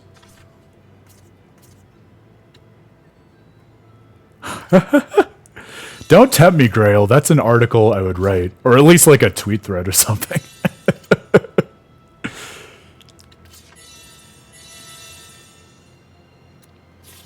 In all seriousness, actually, I never followed through on this, but for a while, maybe like 4 or 5 years ago, we got pretty far down the path, with the Terrible Fate team and I, in planning this series of articles. That, I mean, we still might do at some point, but I don't think there's any harm in talking about it on the stream. We were going to call it Choose Your Class. And kind of like a play on role-playing classes, but then also sort of like classes in, you know, teaching yourself life lessons. And the whole idea was for gamers to basically give different reflections on the ways that their experiences in gaming have changed how they see the world or the way that they navigate their own lives. Because I think, I mean, that's one of the things that's so magical and cool about gaming, right? And I know is part of why I keep coming back to JRPGs, because I think they have such a language and sophistication for the way that they prompt their players to think about their actions and their relationship with the world. And it's just, I mean, ask any gamer who's paying, you know, attention to their time in games, and it's obvious that everything we take from games has an influence on our lives, and that's part of what makes it so special. But if you don't play games, if you don't like know from the inside what that interactivity is like, it can be really hard to imagine what the value of games is. And so I think the more we can talk about that and share our experiences with it, the better for everyone. But enough about that. Let's have a little sparring match with a character whom I vividly remember from my very recent journeys through Tales. Both gaming and analytical. Please, Necromancer, have mercy. I don't love that we have to fight him before we can talk with him. That doesn't strike me. Oh, that's a good one, Grail. I'll give it up for that.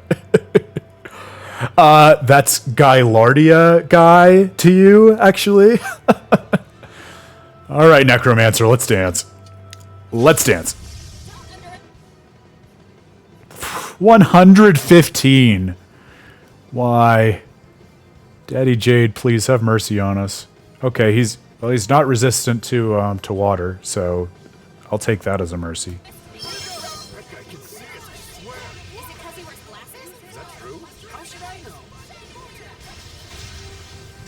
It's because he is literally the most capable phonist in the history of everything.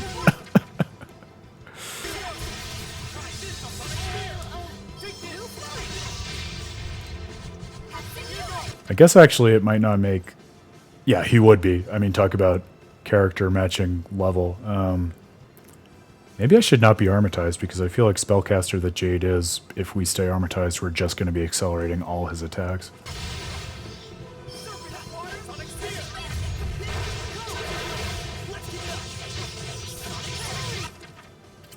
Yeah, that seems to be a little better.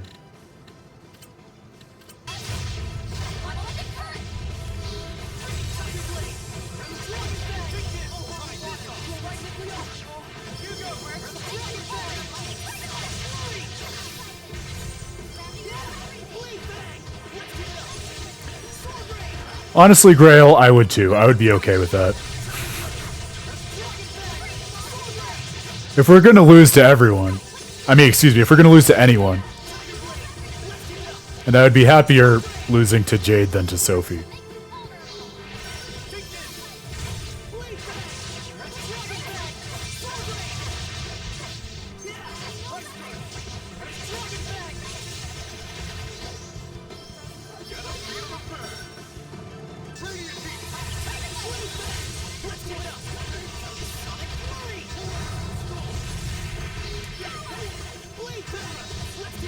Oh, I didn't realize that Zavid can also do that ridiculous Kamehameha attack that was screwing us up earlier.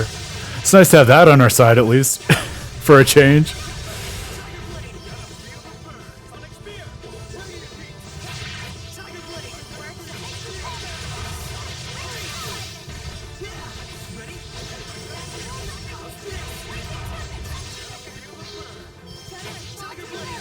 I'm honestly even kind of looking forward to his Mystic Art, just to watch it absolutely mess us up.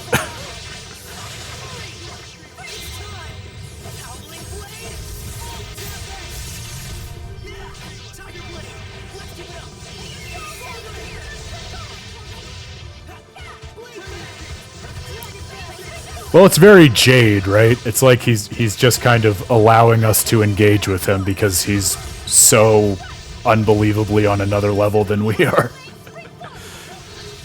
Like, look, he's just holding his hand in front of his face and blocking all of this nonsense from the literal savior of the world and his posse.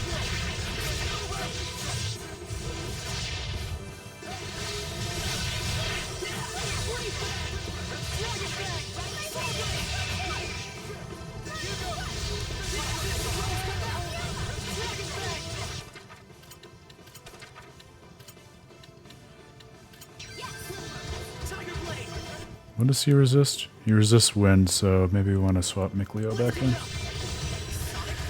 Oh, Meebo, where art thou?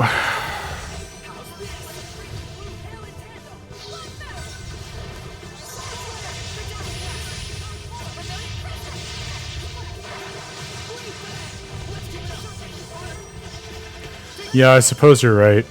I'm a little disappointed for Jade because, I mean, I know it's not quite the case, but more so than someone like Genus, I think Jade is very much like a magic swordsman in terms of having a combination of physical and spells. And like we've seen him use Sonic Spear, but I feel like it would be a little bit truer to Jade if, you know, once we start interrupting his spells, he just totally veers into like a bunch of physical arts.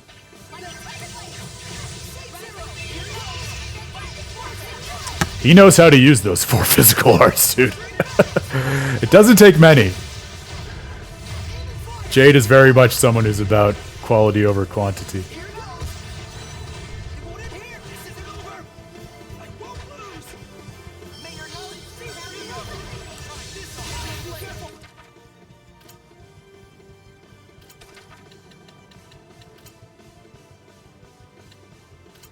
How are we doing? I should probably try to get him with another Mystic Art at some point here.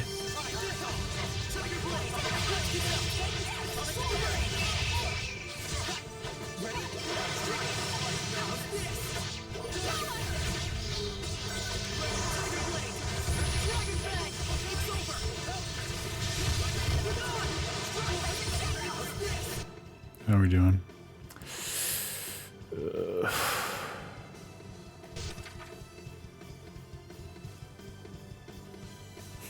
You gotta love a spammable spell. Some of them are just built that way, my friend. And they do tend to be consistent about it, in my experience.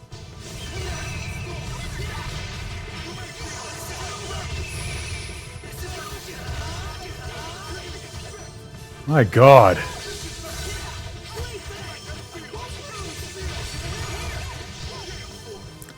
I do feel like even this is fan service. Like, look at how delighted you and I, Grail, are at watching how Jade is not allowing any attack to get through. Ah, fuck! Oh my God! Oh my God! Come on! Let me get... Oh, we don't have enough, don't have enough blast gauges for some reason. I thought we did.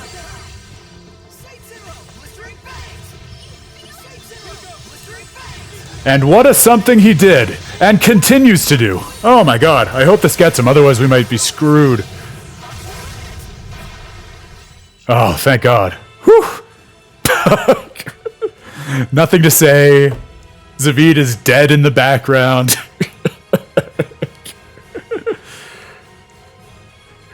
It would have to either be a dead tired Resolute party like this, or everyone looking at each other being like, what the fuck? What the fuck? What just happened? I don't know which of those I'd be happier with, but I'm happy with this outcome. Barely scraping through multiple storms of Meteor Storm feels like the right way to take down Jade Curtis. This place is full of invisible enemies. What a world this is. And you are? Sorry for not introducing myself. I'm Jade Curtis. Oh, my name's Saray. Can you see us, Jade? Us and the Hellions? Yeah, exactly. Yes. Even if I cannot perceive your existence, I can sense a change in the elements that make up this space. I've modified my glasses to detect the movement of those particles and visualize them. The jadest thing that anyone could do. The glasses, huh? If only that were true. Then how can you see us? Even hear our voices? I don't know. This guy... He truly is. Looks like Meebo doesn't mix with him. Just like with you, Edna. I love it too. I mean, I will have to stop myself from using this as an excuse to just gush about Tales of the Abyss for like an hour, but I love it because he really is just built different, and like really the only explanation for that within the game is that he's just a genius and that disciplined and that severe, and he always has been. And you know, he's taken his hits and struggled with morality and struggled with mortality over his life, but he's just always been like of a different caliber than everyone around him.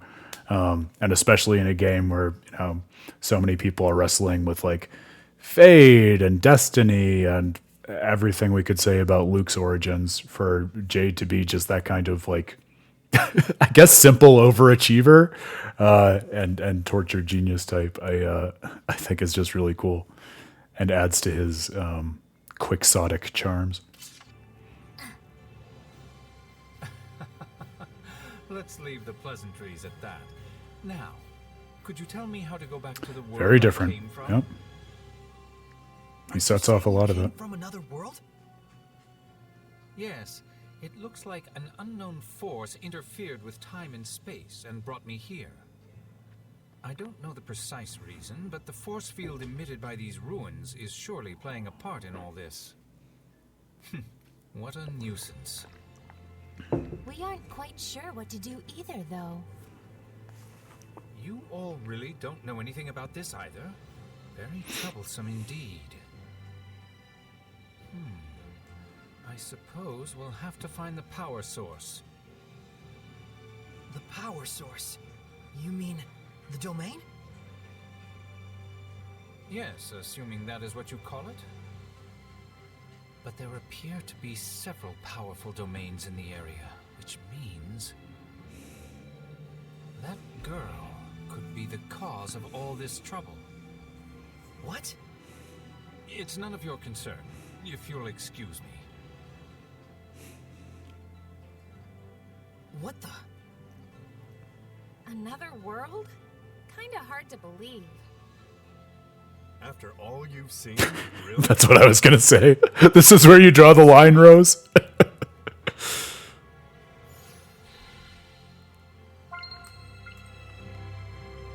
Sweets are so good, especially after a battle. Boy, I can think of no better place to wrap up the stream than with The guy an... with the glasses is like the opposite of a pizza. Huh? How do you figure? Even bad pizza is still pretty good. Nice one. Savid. It's a long walk to a shitty joke. What was I saying? I think I was saying I can think of no better way to wrap up the stream than with a interdimensional conversation with Colonel Jade Curtis, the Necromancer.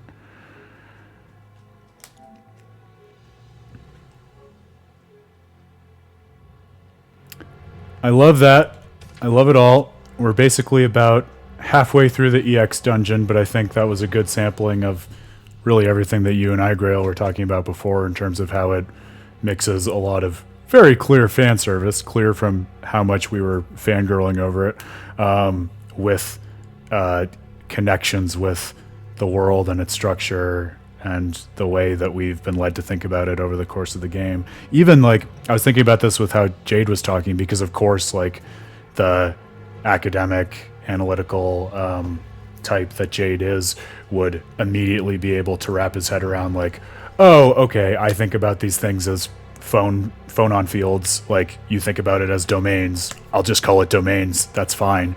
But even with like that conversation and the way he's trying to figure out like the nature of this little pocket of space-time that's trapped him, like that is also, I think, a really cool and thoughtful microcosm of a lot of what we've been doing over the entire Tales of Zestiria stream, with thinking about like, okay, what is the nature of malevolence? What does that have to do with purification? What is the shepherd's journey really? How do people become Hellions? Is that good or bad? Like, it's that same kind of inquiry that's folded into not just a cross-dimension conversation, but the kind of thing that the character of Jade is super well suited for as well. So great marriage of everything that was already part of the story with these ties that bind from even beyond the game itself with those other games. I love it. Very fun. Yeah, it's a good question, Grail. I mean, I think one of the reasons that I really like these EX dungeons and the way they're set up is that it kind of naturally follows to me from the way that like most of these stories go, where yeah, you live through a key epic part of a world's history with characters who are called to adventure and play a key role in events and usually save the world in one way or another. But then life goes on. Almost always, at least most of the characters survive. So to me, it's always been like very believable to imagine like, yeah, they lived their lives. They're also the kind of people who, of course, would get in other epic adventures and weird magical happenings after the one that we played in that game. So who's to say they wouldn't fall into a space-time rift and end up in this weird place in a bizarre pocket adventure, kind of like a little in-game microcosm of the entirety of Tales of Symphonia Dawn of the New World, right? That's a similar thing where the original gang from Tales of Symphonia gets sucked into this whole other unexpected journey that's still within their world, but in many ways is divorced from the context of the world as they understood it from the first game. So it's not like they're trying to retcon a lot of stuff from the other game or add in a lot of extra plot to make it work. It's just, I feel like most of the way that the plots are structured naturally leaves room for these kinds of adventures in a way that's very different than like, a Dissidia or some kind of like pure fan service that is like outside of canonical understandings of the games and their plot. Yeah, I know. I mean, I'm already kind of losing my mind with all of the connections that we're building up, and we've only done, I say. So like Symphonia, Dawn of the New World, Zestiria, I've done Abyss, and Destiny as part of it, maybe like halfway through Vesperia at this point, so we're rounding on 6, so like, we definitely have a lot to talk about, but it's one of those things like, where every time you add a game, it just becomes exponentially more complicated because like the network of connections just grows in a non-linear way, since all of these games really are talking to each other in one way or another. So yeah, it's going to get nuts, but hopefully nuts in a way that is, productive and interesting and yield some insights. Not unlike the way that the later stages of a JRPG gets nuts, right? See, it's all connected. Like, if a JRPG is well put together, by the time you get to the end, yeah, you'll be in some abstract space that's a metaphor for, specific human emotions or philosophy, and you'll be facing some kind of god. But it'll be nuts in a way that illuminates and builds upon your understanding of the whole story. So hopefully we can do the same thing in a streaming and analytical article series. It's a tall order, but I think we're doing the right things to slowly work in that direction. It's a matter, yeah, exactly. That's the real question. Like, we'll have the meta question by the end of Tales of Praxis where we say, okay, if we look at this series of streams and analytical articles, does it itself qualify as a JRPG? And if so, why? And if not, what other genre does it fit into? And we can see, you should be warned, Grail, and I'm sure you already know this about me at this point. I will happily get as meta as anyone asks me to get. So I don't know if that's an invitation or a warning. Take it as you will, but the more time you spend on the stream, the nuttier it'll get in the best of ways. Yeah, that is the challenge. I am thinking about that. Like, I worry a little bit about the continuity of the stream for people who come in late. I'll try to make it as intelligible as possible. I think two things work in favor of it. One is, all of the VODs are up on YouTube, so if people stumble in and find themselves disoriented and want to get oriented, it's possible for them to do that if they want to put in the time and the hours, or even for specific games. But also, I think, based on just my sampling of Tales fans, like myself, obviously, but also you and some of the other diehards who have come through the stream here and there, I think when you're a Tales fan, you're a Tales fan all the way. It is much more holistic and involved than, say, a lot of the ways in which some people know like one or two Final Fantasy games, but not the whole series. And so I think, like, if people who are really into Tales find the series, which will hopefully be pretty easy, they will also hopefully have a lot of the language to talk about and contribute with, one or a few of the games, or at least enough to get a sense of what is going on and engage, and hopefully feel invited in, because that's the magic of a good JRPG, right? As complicated as it is, the party members and their philosophy welcomes you in and is all about, in one way or another, acceptance and friendship and, all of those good feelings at the end of the day, is what a lot of it boils down to, I think. So I don't know if that's like a cautionary tale or an advertisement for the rest of Tales of Praxis as we continue to go on, but I think it is a nice little appropriately meta note to end this stream on, when the stream has all been about meta content with the EX dungeon and postgame and everything else. Grail, another big full-hearted shout out to you, my friend. It's so great to see you back. I love these conversations. Definitely makes the stream for me.